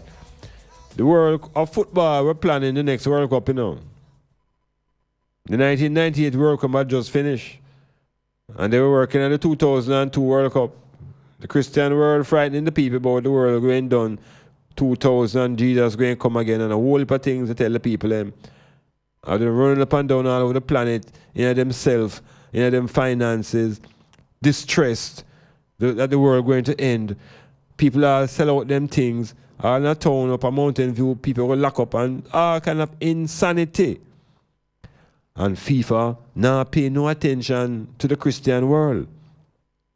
FIFA plan same way. So them plan in 2002, there was a World Cup. 2006, them do it again. And they have been doing it from 1930. And they have no interest in the world coming to an end because the world that they know has no end unless they themselves stop participating and playing. So we are now in 2018.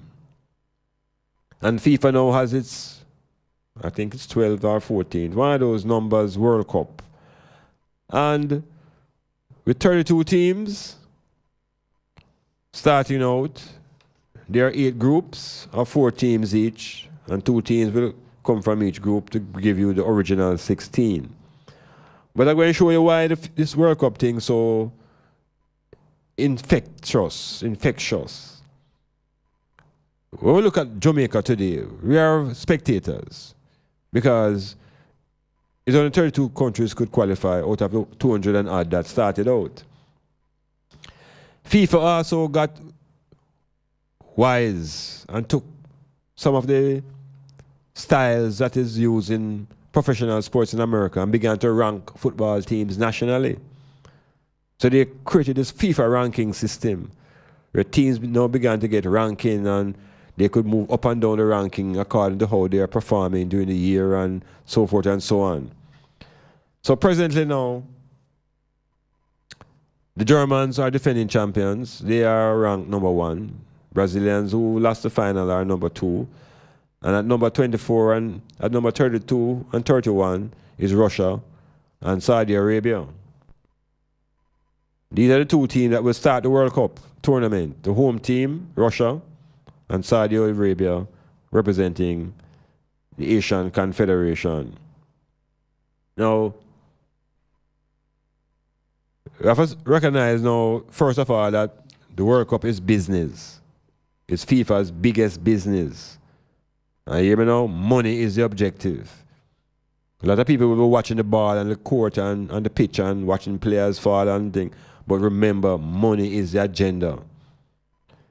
And this is why we see all these commercials around the play field and the billboards. This is why we see commercials and the players, them uniform. The players become walking billboards. This is the highest level of advertisement and development and expansion. This is where FIFA makes its money to finance its programs for the next 4 years and to give other nations money and to give its money for projects. It's from the World Cup. So, what I mean now to say to the item now is that as we watch this tournament unfold,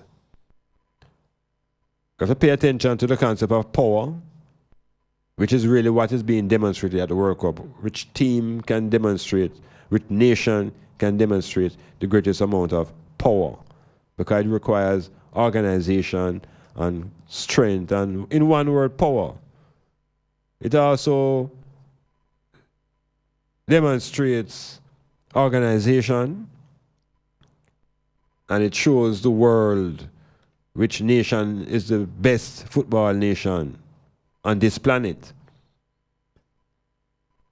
Now, I always contend that this World Cup on this planet happens outside the world that the Christians and the Muslims call God's world. This world seems to be unaffected by the Christian world and the Muslim world, the world of sport, because there's no evidence yet of any of those gods influencing the outcome of these games, nor helping to define who wins this particular tournament. And this is a world tournament. This is a world tournament. We're looking at the teams.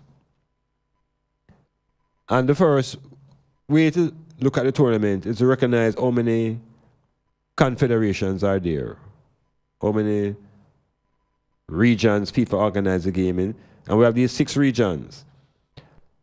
So I am saying from the outset, because the World Cup always shared between Europe and South America, the winner will come from one of those 2 continents. So automatically I can rule out Asia. I can rule out CONCACAF. I can rule out Oceania. And I can rule out Africa. But I won't really rule them out because that is my dark horse team.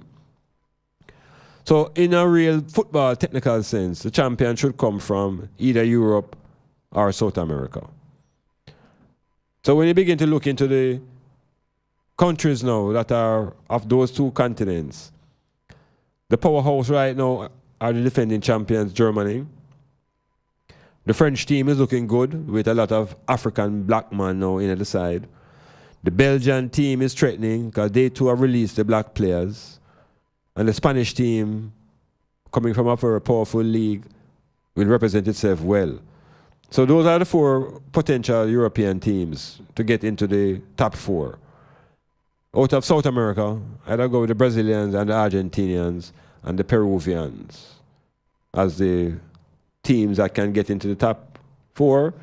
And out of Africa, I'm going to sight up Nigeria and I'm going to sight up Senegal. So out of the 8 groups, in the first Group A, it is Uruguay, Russia, Egypt, and Saudi Arabia. I think politics will always be a part of international sports. And FIFA now, I am saying now, is putting on this tournament to make money.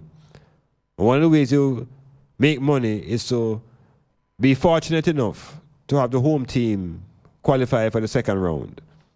And I say fortunate enough because I am of the view that FIFA can interfere with their own activities through their officiating. So in this first group is Russia. And Russia is ranked 31 out of 32 in this tournament. But this World Cup is also Putin's World Cup. There's a chance for Putin to demonstrate that Russia is a real on the rise to become a superpower. And Russia have all their connections in Syria. Russians have been flexing their muscles in that region of trying to establish themselves as a superpower. And this World Cup is a good chance. But in the group, they have Uruguay, Egypt and Saudi Arabia. Now I would go with Uruguay to win the group based upon pedigree. And so the second place battle now is going to be between Russia, Egypt and Saudi Arabia. I will rule out Saudi Arabia as a first-time side and not really ready yet. So the battle between Russia and Egypt. Egypt has good striking force with Mo Salah, and I think the politics will send Russia through. FIFA will make sure say something go on. So that is that. I would say Uruguay and Russia. Not because of football, but because of politics. In Group B, I'd go along with the Spanish team. The group is Spain, Portugal, Morocco, and Iran. I'd defend the Spanish team to win the group, and I'd go with the African team to come second. So the struggle between Morocco and Portugal and Spain for those 3 positions. I'm giving Spain 1, and Portugal and Morocco will battle for the second place.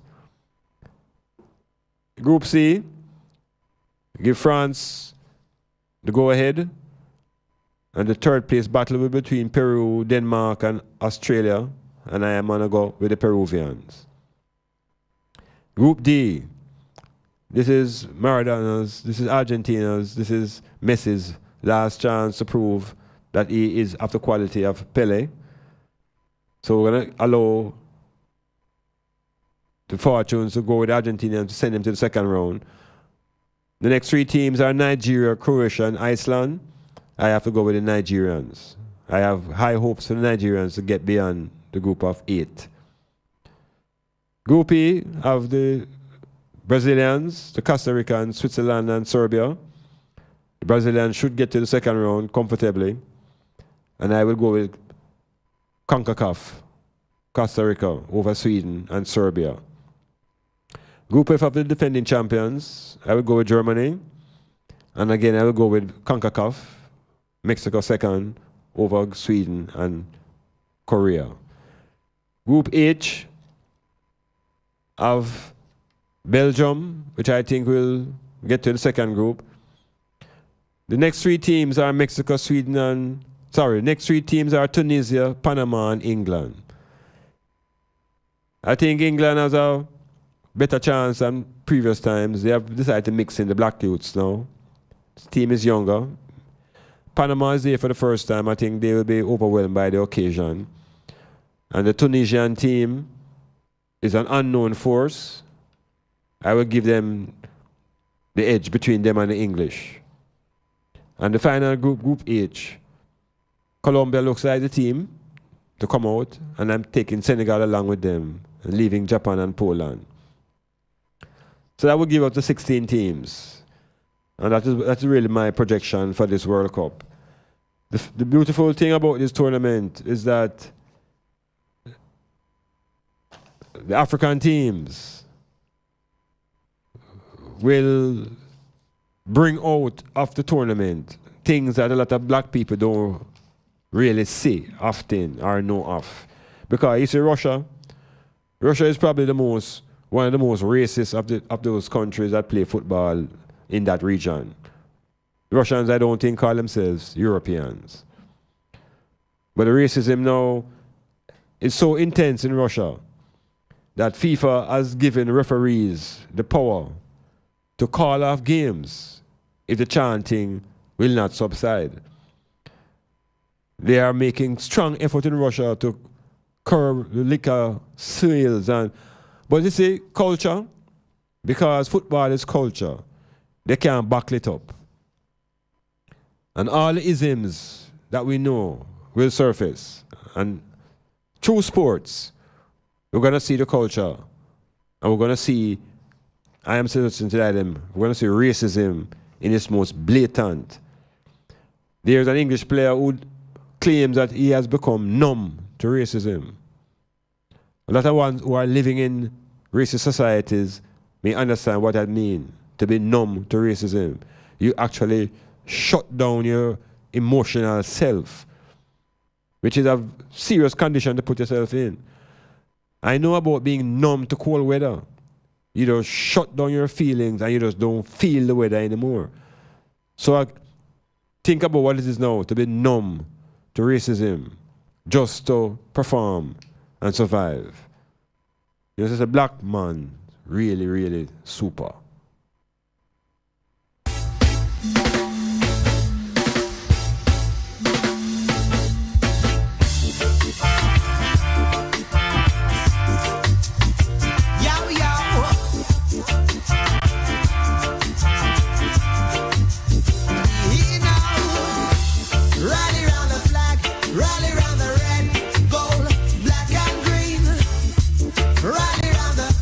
Rally round the red, gold,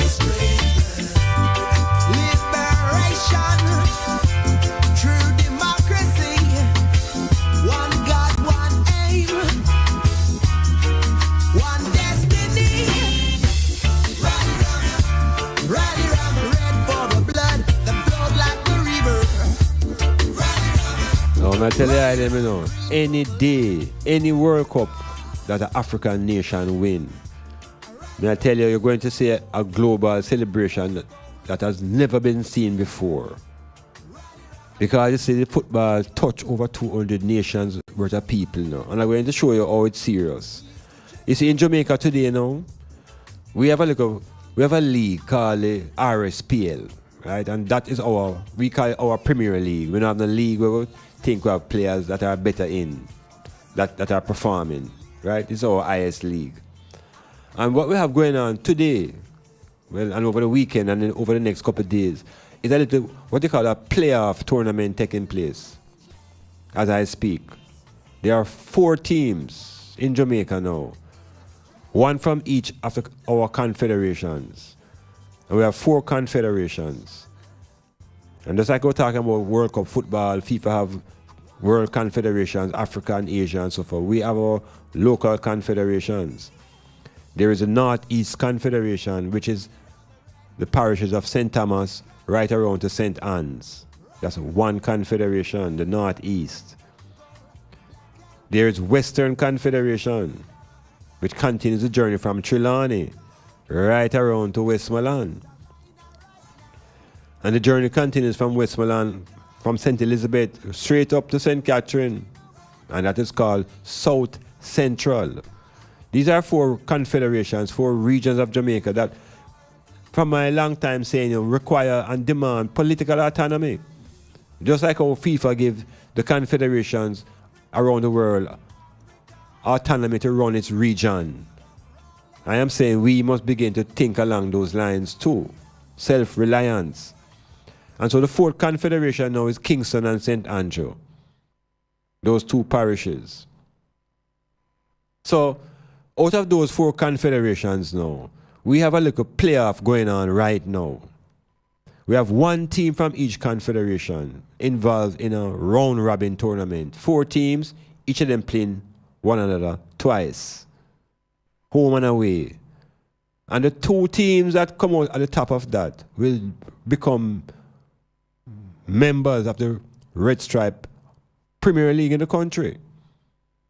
So as the World Cup is going on about to start now, we have at the most local level a battle going on between teams from our own local regional setup. So in the South Central area, the team that is leading now, that team called Dunby Holden. Them come from St. Catherine. And St. Catherine already have the defending champions of the league in Portmore. And St. Catherine is just a stone throw from Kingston, which have about 8 teams in the league already. So I just want to show you a little lean-up business that's going on. So Dunby Olin is in the group of 4. The next team that is contesting is a team from Kingston named Barbican. Kingston and St. Andrew.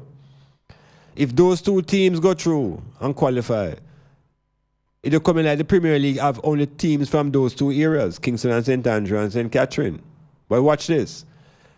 From our region, meaning Portland region, St. Thomas, St. Anne's, there's a team called the Academy, St. Anne's Football.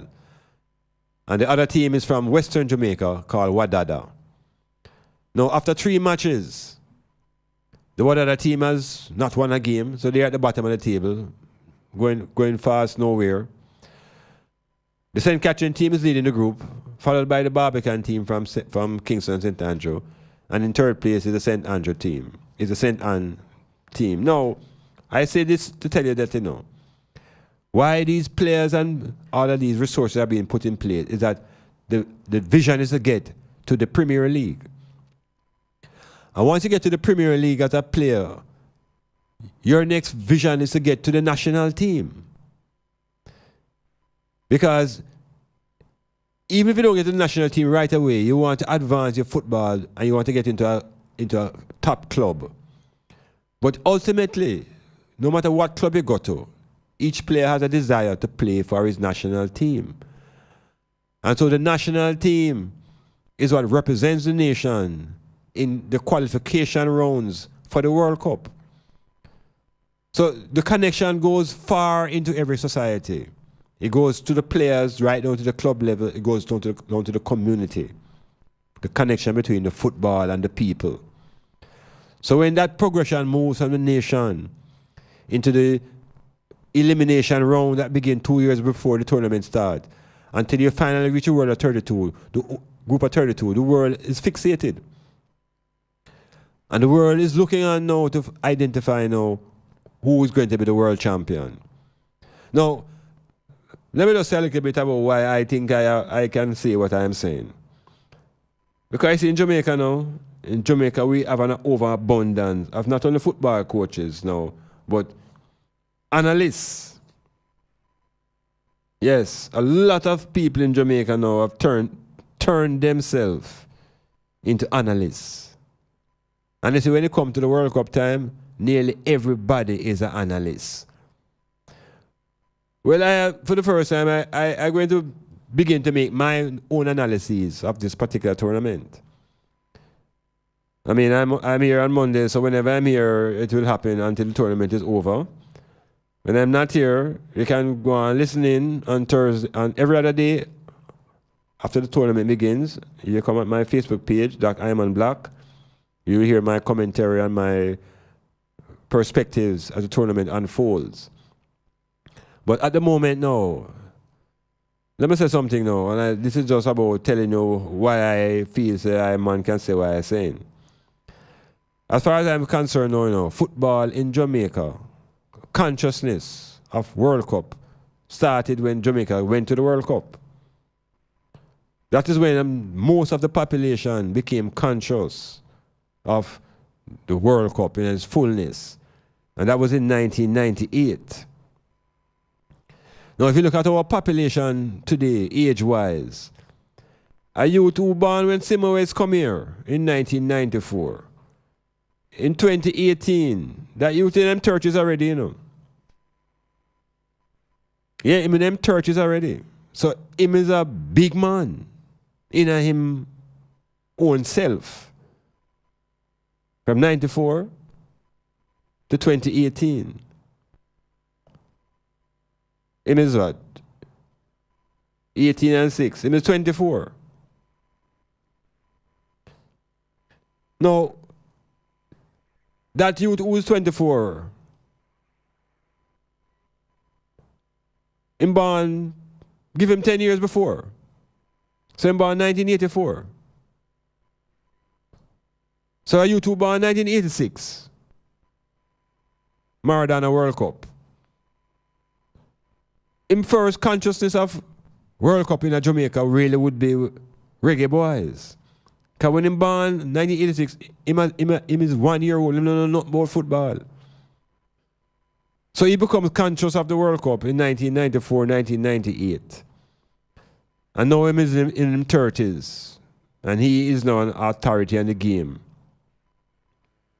And him have experience.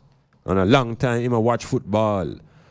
And a lot of our analysts in this age group, let us say between 30 and 40, never even play football. Never play the game. These are now our analysts and our experts. These analysts and experts have spent a lot of time studying statistics and watching videos and commenting on football now based upon statistics and videos. Well, hear me now. From the time I'm involved in football, we never even have no videos yet. From the time I deal with football, video never exists. And I was telling them now.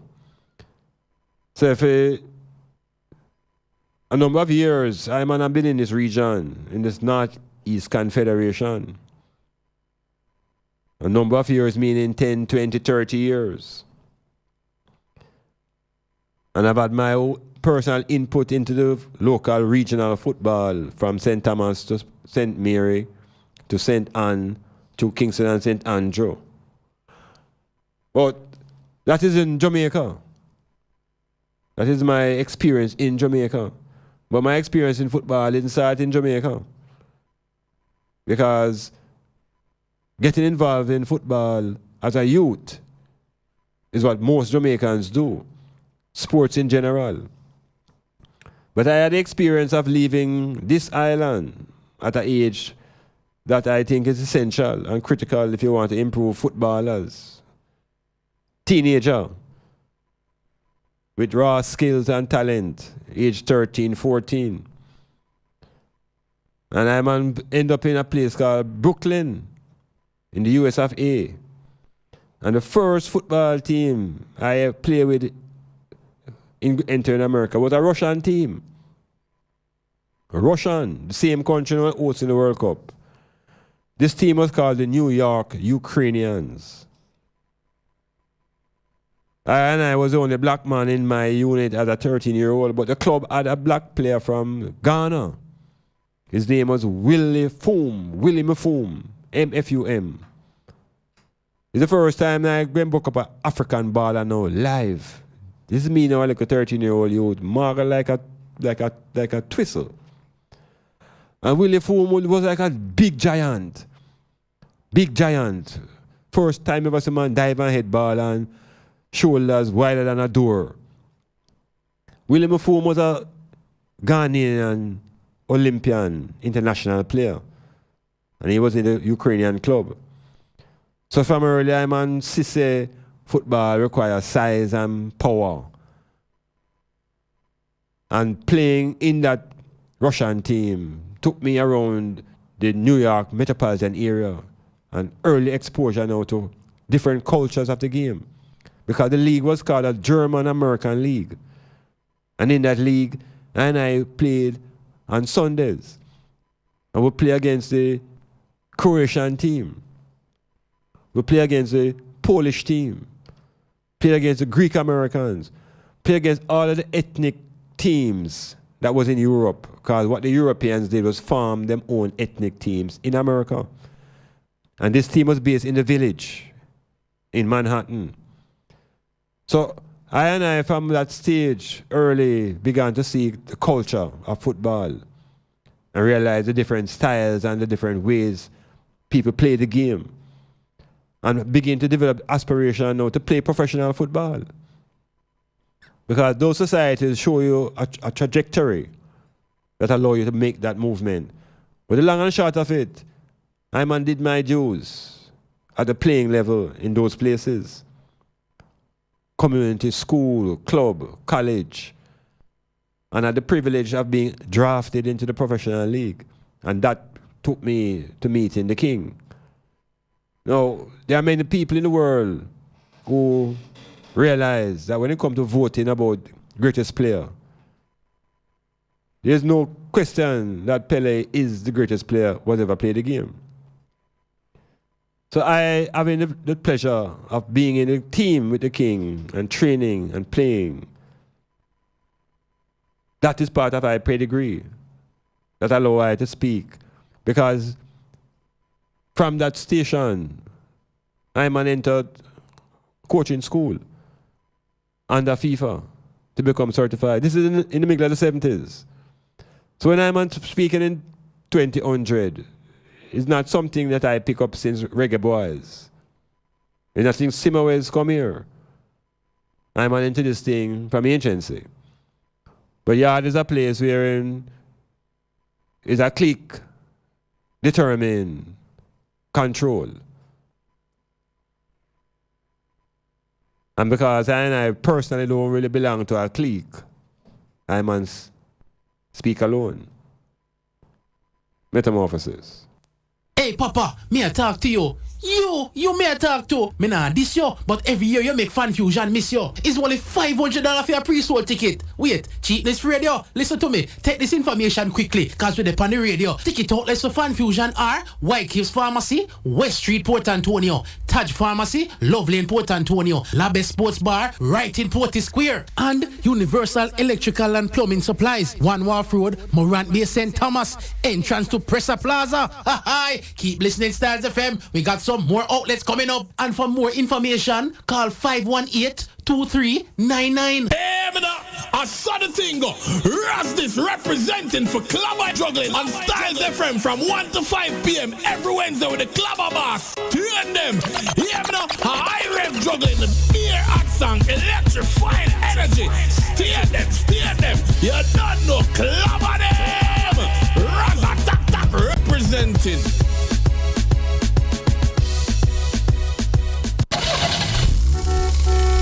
For complete auto repairs and services, come to Akon Auto Technology, located at 33 Bumble Crescent, Port Antonio, Jamaica.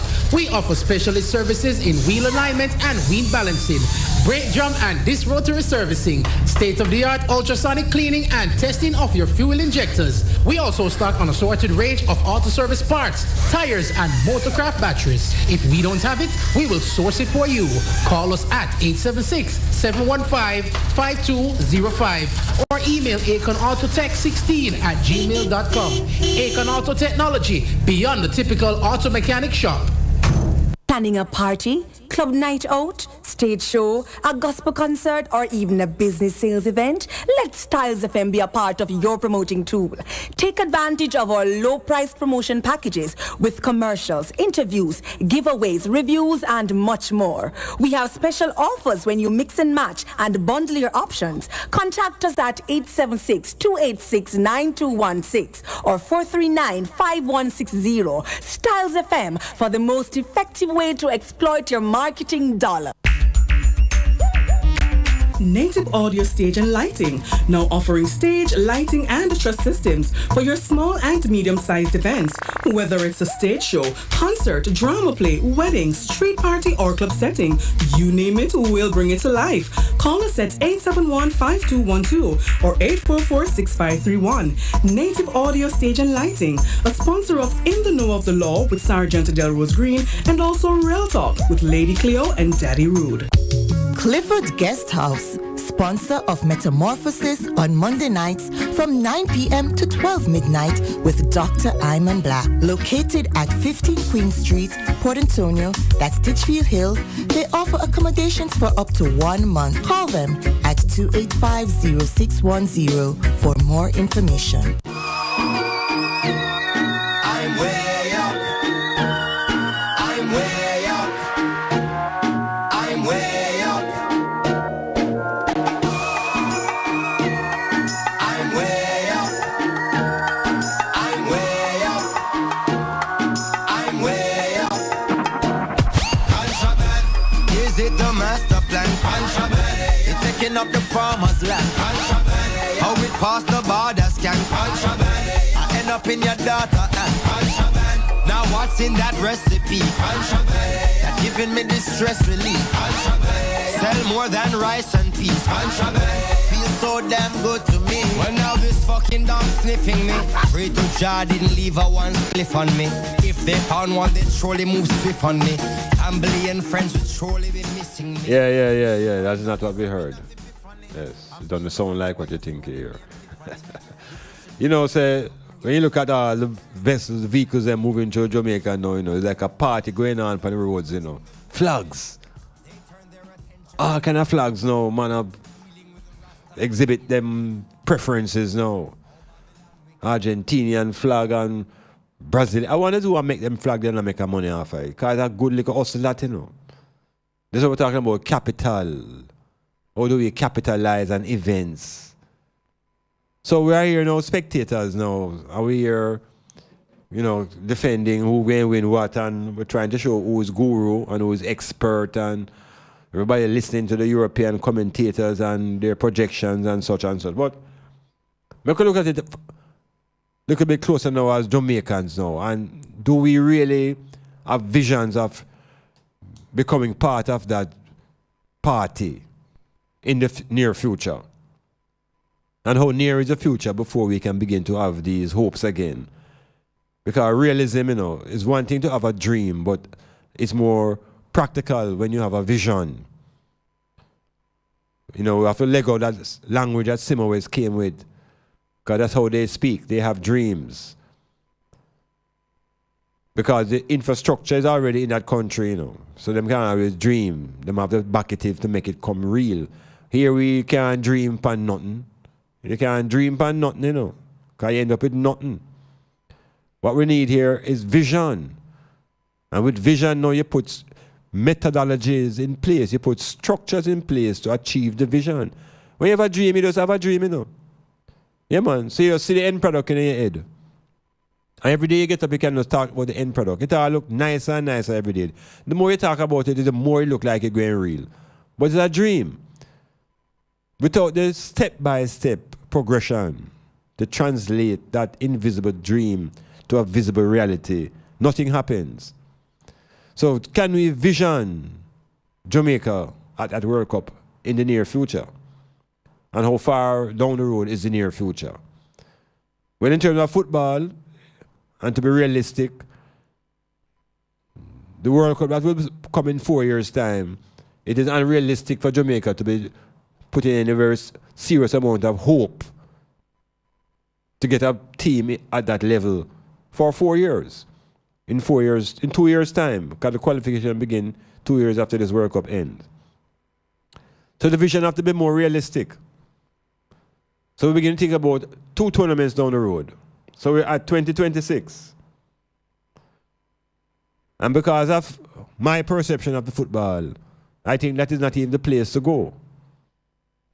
I think we should be targeting not the World Cups, but the Olympic programs, the Olympics that come in between the World Cups. We should be targeting those to see if we can achieve some medals.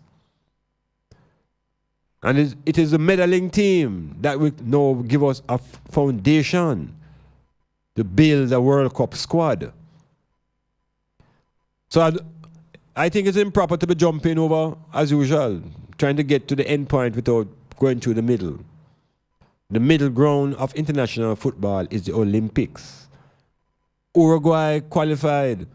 Uruguay were the first World Cup winners, but what helped them was that they won the previous 2 Olympic titles in 1924 and 1928. They were Olympic champions. So in the first World Cup rolled out in 1930, them had all the players, them just go through. So is it possible now that we can see Jamaica there in 2022, for example, 2026? It requires identifying players at a certain age group from now. Players who would be matured enough to play senior football in 2026. Now, Portland. How does Portland relate to the World Cup? Only as a spectator. No players. Anybody from Portland ever represent Jamaica in World Cup level? And it's not just a Portland thing, you know. It's a confederation issue. The same question could be asked about St. Thomas, and them not have no answer. And you could ask the St. Mary people the same thing. Them not have the answer. You can ask St. Anne's. So the Jamaica national team now, who we hoping to go to the World Cup, can't have no man from the region now. So we can boost up the man and feel nice, so we can use our ball of that. So regionally, this place is handicapped. The effort now being made by the St. Anne's team is very, very applaudable, highly applauding. The vision that these men in St. Anne's now demonstrating by this academy and bringing in the real framework to teach young boys and give them an occupation and an education at the same time. But what about Portland? What about St. Mary? So, you see, when we talk about World Cup football, I love to see a Portland man on the side. The nearest Portland come to a Portland man was Taylor from down on Hart Hill. Yeah, Taylor, who used to play for Buff Bay. So, the region now will have to begin to take a look at itself if it really wants to be part of the whole makeup of the Jamaican scenario. Who controls the Northeast region? How come this confederation going sideways? How come St. Thomas and Portland and St. Mary can't generate no football? When I landed here in the early 80s, this was a region that would produce top-class club players. Yeah, we used to play confederation football, and ultimately it was St. James versus Portland at the finals. And I put enough time into club football into this region. Between St. Mary, Portland, and St. Thomas. Plenty time in club football. When St. George's was Buff Bay. The first time Buff Bay got to the National Premier League, 1986, under my direction, playing and coaching, into the Premier League. So the region have players lacking leadership. And the strength of Portland now comes when there's a combination between the players in the west and the players central and the players in the east. So we have an issue, because as a lover of the game now, I don't think that the national team should be going into World Cup preparations and every 4 years a team put together. You can't get a player from the Eastern Confederation to be in the program at neither the senior level nor the junior level. All those who call themselves leaders need to take a serious look at themselves and look at the quality of the homes that they have gotten for themselves, and look at the level that football has reached. One has gone down and one has gone up. So I wonder whose interests these leaders have when they take up these positions. Yeah, we have to question the leadership of the football in a Portland. And it's not the club only. It's the schools, the factory, that has always been the foundation of sports. What has happened? Where are the sportsmen? Where are the ballers? Everybody can play Scrabble. School challenge can't hold more than 4 people. Yeah, football at the key. World Cup. It's in the air.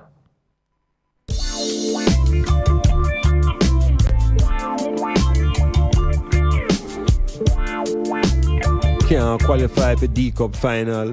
Can't get into the Ben Francis Cup final. We're going for the football wrong yourself. Eh? Big ball one time and we produced all the Costa Cup players under my watch at Titchfield School. Ben Francis Cup finals, semi-finals, all the Costa players, all school players. We're going. What a going in a Portland. Football. World Cup is on. Feel the vibes. The pressures of your life and it tough. No stay down, mama, time pick it up. No bother with the down, full style, strictly up, full vibes. I pick it up when the bills, them, the rent and the mortgage due. Yeah. When me chalice, when your best friends are gone and it's only you. Yeah. Like up a split, turn up the music. Skanking sweet. Everybody wanna feel like free. Forget your troubles and the feel a reggae music sweet, yeah. Skanking sweet. Everybody wanna feel like free. Forget your troubles and the rock with me. You know feel a reggae music sweet, yeah. Skanking sweet. For every pain there's a melody, yeah. For every trouble there's a harmony that brings everything together. So the Jamaican people them know in searching for somebody to attach themselves to, recognize that there's one Jamaican present in the whole mix in Russia. Yeah, you see, we are powerful people, you know. We're getting at everything. All we need is opportunity, because talent is there. And I speak of the England team. England have a youth tonight now who come out of Jamaica at an early age. Because if you don't escape at an early age with football, like you're doomed, you know. Because you pick up all of these negative habits and attitudes and amateur attitude behavior that you can't survive in the cold weather and have the right professionalism to your game. So Raheem Sterling, yes, Peter Sterling, yes, Peter Mackenzie. Are you, why may I say this now? Because Peter Mackenzie, I say, is his cousin's son. Hey, what I tell you? You see, we are mighty people. And out of all the 32 nations there, and all 23 players in each squad, multiply that, there's a Jamaican there. Yeah, there's a Jamaican there. And the youth now, he was at Liverpool and had the vision of himself playing at a higher level.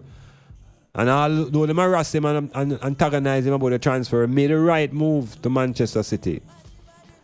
And that move has also landed him into the English national team.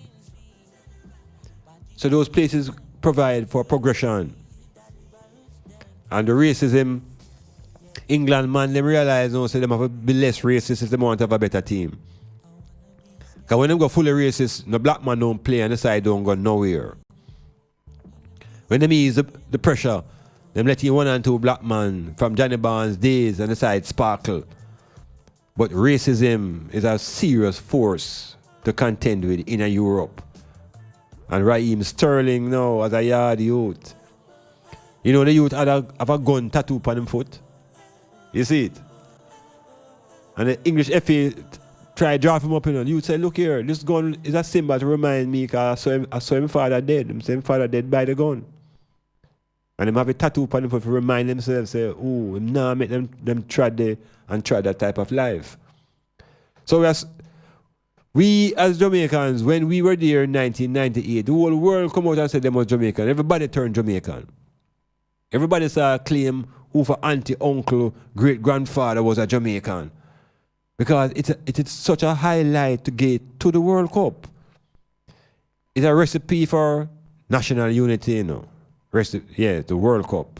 Argentina used it while they were fighting and the junta was fighting and war was going on in the country. It's a World Cup that we use to sort of pull the nation together. It has that type of power. We here in Jamaica are not recognizing the power of football. We're trying to use football as a promotional tool where people promote themselves. And businesses promote their own businesses, but they're not promoting football. And it's a cultural activity. And when you see how the rest of the world deal with it now, it becomes a part of their culture. So when we look at how we handle football, and you see it from the lowest levels coming right through, it's just like get up on your own. But companies are beginning to profiteer of these particular sports and games. But there's no reinvestment into the game itself. So there's no new stadium. There's no feeding program for the players. I remember when I just got into the schoolboy soccer in the early 80s and one of those major companies tried to become sponsors. Them said, I'm going to give you 1 pair of shoes for each player. And I asked them, myself and Jackie Bell used to quarrel with them and say, oh, you cannot sponsor a football team with a pair of shoes. Them tell you must give thanks for small mercies. And then one company started giving drinks at halftime. Them say they're giving thanks for small mercies. But they're making millions off of those commercial products and how school people use them goods. So football has been exploited much in this country rather than develop for the use and the progression of our athletes and our players. We have a player named Leon Bailey now. Bailey now is valued 20 million, whatever, and is being shuffled on between Bayern Munich and Real Madrid, bidding for this player. This is a Jamaican youth at 20 years old who could not find this level of play staying in Jamaica. Because Jamaica environment does not develop players to play international football. We're still at the dibby level. So we are admiring and looking on from the outside, and we're not doing anything for ourselves on the inside. Football is an industry. And I remember when I used to take in the game from the 60s, I used to hear about Lev Yashin, the greatest goalkeeper who ever keep from coming out of Russia. Hear about Ferenc Puskás from Hungary. And we begin to identify with international players and begin to strive now in Jamaica to be international. So at that point in time, 60s, 70s, no coach never tell no man to go and train. Man go run upon them own. I am living in Harborview, man, go up on the airport road and run to the roundabout and back, run to the wreck ship, run the sands. Because the ambition and the desire has always been here in the Jamaicans to reach onto the World Cup. Now the country get there once and the resources dry up and the planning stop.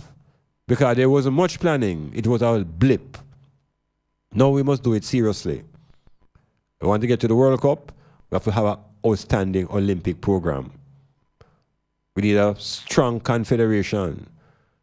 And as I am saying to the item, for this Eastern Confederation to get strong, to compete with Kingston and St. Andrew and St. Catherine, St. Thomas and Portland have to unite. Yeah, you have to be one FA. St. Thomas and Portland hold the key to their own survival. This is coming from self-reliant thinking. If Kingston and St. Andrew can unite and be such a powerhouse, St. Thomas and Portland can also unite and become a power in Jamaican football. Metamorphosis.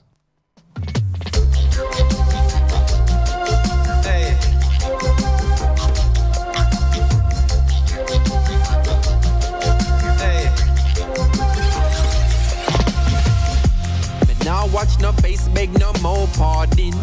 Enough drugs, money they a cherry garden.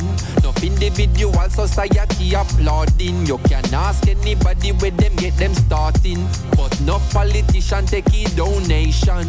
So enough criminal will never see a station. Never see a cell, not even a courthouse. But every Sunday we see them take a boat out. North Coast Resort and car dealership. The construction company, them just don't legit. Usually wash the money, turn it round and hide it. When the kickback them come in, the government delighted. So police cancel operation. No real Yes, D, the eye is on the right track. The self is a social part of Iman Trinity. So the I is responsible for developing the self. Yes, I. Then you had the problem what we faced though. Was about to buy a next 60 now. Maybe then I never have to be a prisoner. Maybe then I coulda not turn in my firearm. Police couldn't come remand, come in like me run an army. Was about to be a politician too. Maybe then I coulda make any decision. Look, maybe then I make 100 million disappear. Then me act like me no care. Watch you brought me back in there. Because this sad reality. In a Jamaica say your status or your salary. Man, the road a carry one whole heap of felony. But them have a family, a boost up the economy. So, police cancel operation. Cause no real bad man a go station. Now if you check his situation, a blood money running nation. Come take a look in a Jamaica. Injustice in the place now. If what you see no really face you, then you what the it's out of many, but one set of people feeling it. How that real society you agree to this. Things are revealed, the garbage, the machine spit. No smoke screen, a river and no conceal it. Now the system failing, the gap a get wider. A matter of time before a total divide, yeah. You cross the line, man, draw quick to remind you. If you build it on crime, then crime will have to find you. And that's how it's been always. That not frustrate you like it do to me. How much dead baby they over Jubilee? How much youths did 10 when them running at Tivoli? Now them 16 hard fry head fricassee. So police cancel operation. Cause no real bad man a go station. Hey, now if you check his situation, a blood money running nation. Hey, come take a look in a Jamaica. Injustice in the place now. If what you see no really face you, then you want the problem what we face too.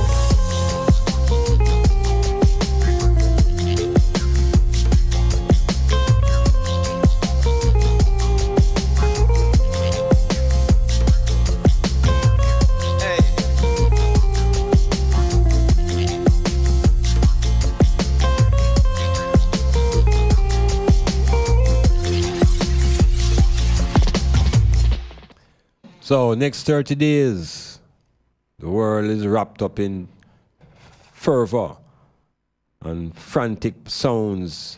But watch it now, there's enough money going to spend, A lot of the bars now are open and the televisions are up and open. So there's a tremendous time for economic activity. So all where the screens are, people will gather, drinks go and sell, food go and sell, and it's 1 month of orgy in football. It can be a very good distraction, but you see, it will come to a close. So we hold the balance as we observe, because the other worlds are also moving. The world of economics, world of politics, the world of science, all of these other worlds are also in operation, moving at their own pace and speed. The military world is moving. So the world of sports now, football, FIFA world, will occupy attention of most of the globe. Billions of people will be locked in.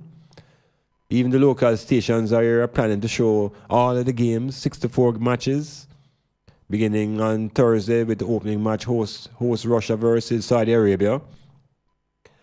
And then there's a passionate Brazilian supporters in Jamaica. And the passion hopefully will be fulfilled, because in the reality, the last World Cup was a debacle, was a total, what happened has never happened in the history of the World Cup. Brazilians took 7 goals in the semi-finals and 3 goals in the third and fourth match for 10 goals against. They have to determine to show the world that they have recovered from that debacle. They have to show that they are not as brittle as they were in the previous World Cup. And the force to really topple is and will be the Germans. The Germans are in a position where they can be defeated because it's football. But it will take some serious amount of outstanding defensive work to win this World Cup. The key note is to understand that all of these teams are reasonable to very good in attacking play. Yeah. You have to be at least reasonable to be very good or very good in your attacking play. But to win the tournament, you also have to be excellent now in your defending to balance that excellent in attack. So this is where you see everything exposed. If you're overbalanced in one side, you may lose. So it's a very fine point of being able to find that fine balance between attack and defense. There is a possibility of red cards. There's a possibility of injuries. There is a video assistant referee that will be used for the first time. There will be controversies. But FIFA will be keeping its eye on the money, and they'll be keeping their eye on the crowds. Because FIFA has drawn a strong line against the racists. The hooligans from the Russian side have told the English that they are ready for them. And if they come into Russia with them hooligan behavior, they're going to get it. So these games bring out the tribalism now of the Europeans. The tribalism and the differences, their ethnic differences that have led to many wars amongst themselves. This is not the pretty part of white man culture now, This is the barbarity of it. It comes out in your games. It comes out in your contact sports.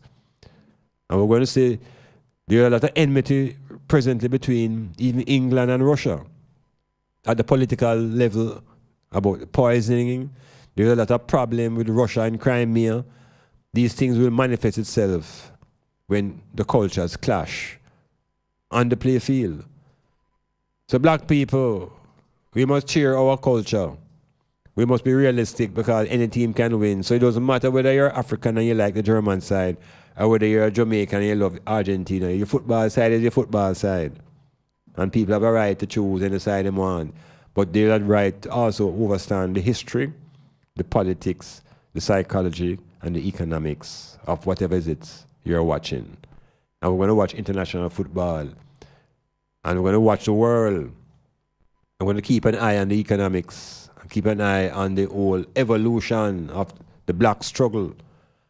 where black man now will be seen representing countries where maybe they're still having issues with immigration. And will a day come when you see a black man represent Russia? Because Russia holding firm. Russia keeping it white. We see where Holland was one of the first countries to start free up black man to play in the national team. They got to 2 finals and they defeated themselves with their own ism. Can Belgium get beyond the achievement of Holland? Because Belgium seem to integrate the black man into the team. We don't know if the tensions will rise and things will boil over. Much to observe into this World Cup. And for Iman, the tournament starts on the 14th. So I'll have a commentary on the 17th, the 20th, 23rd, 26th, 29th, the 2nd, the 5th, the 8th, the 11th, and the 14th. Check me out.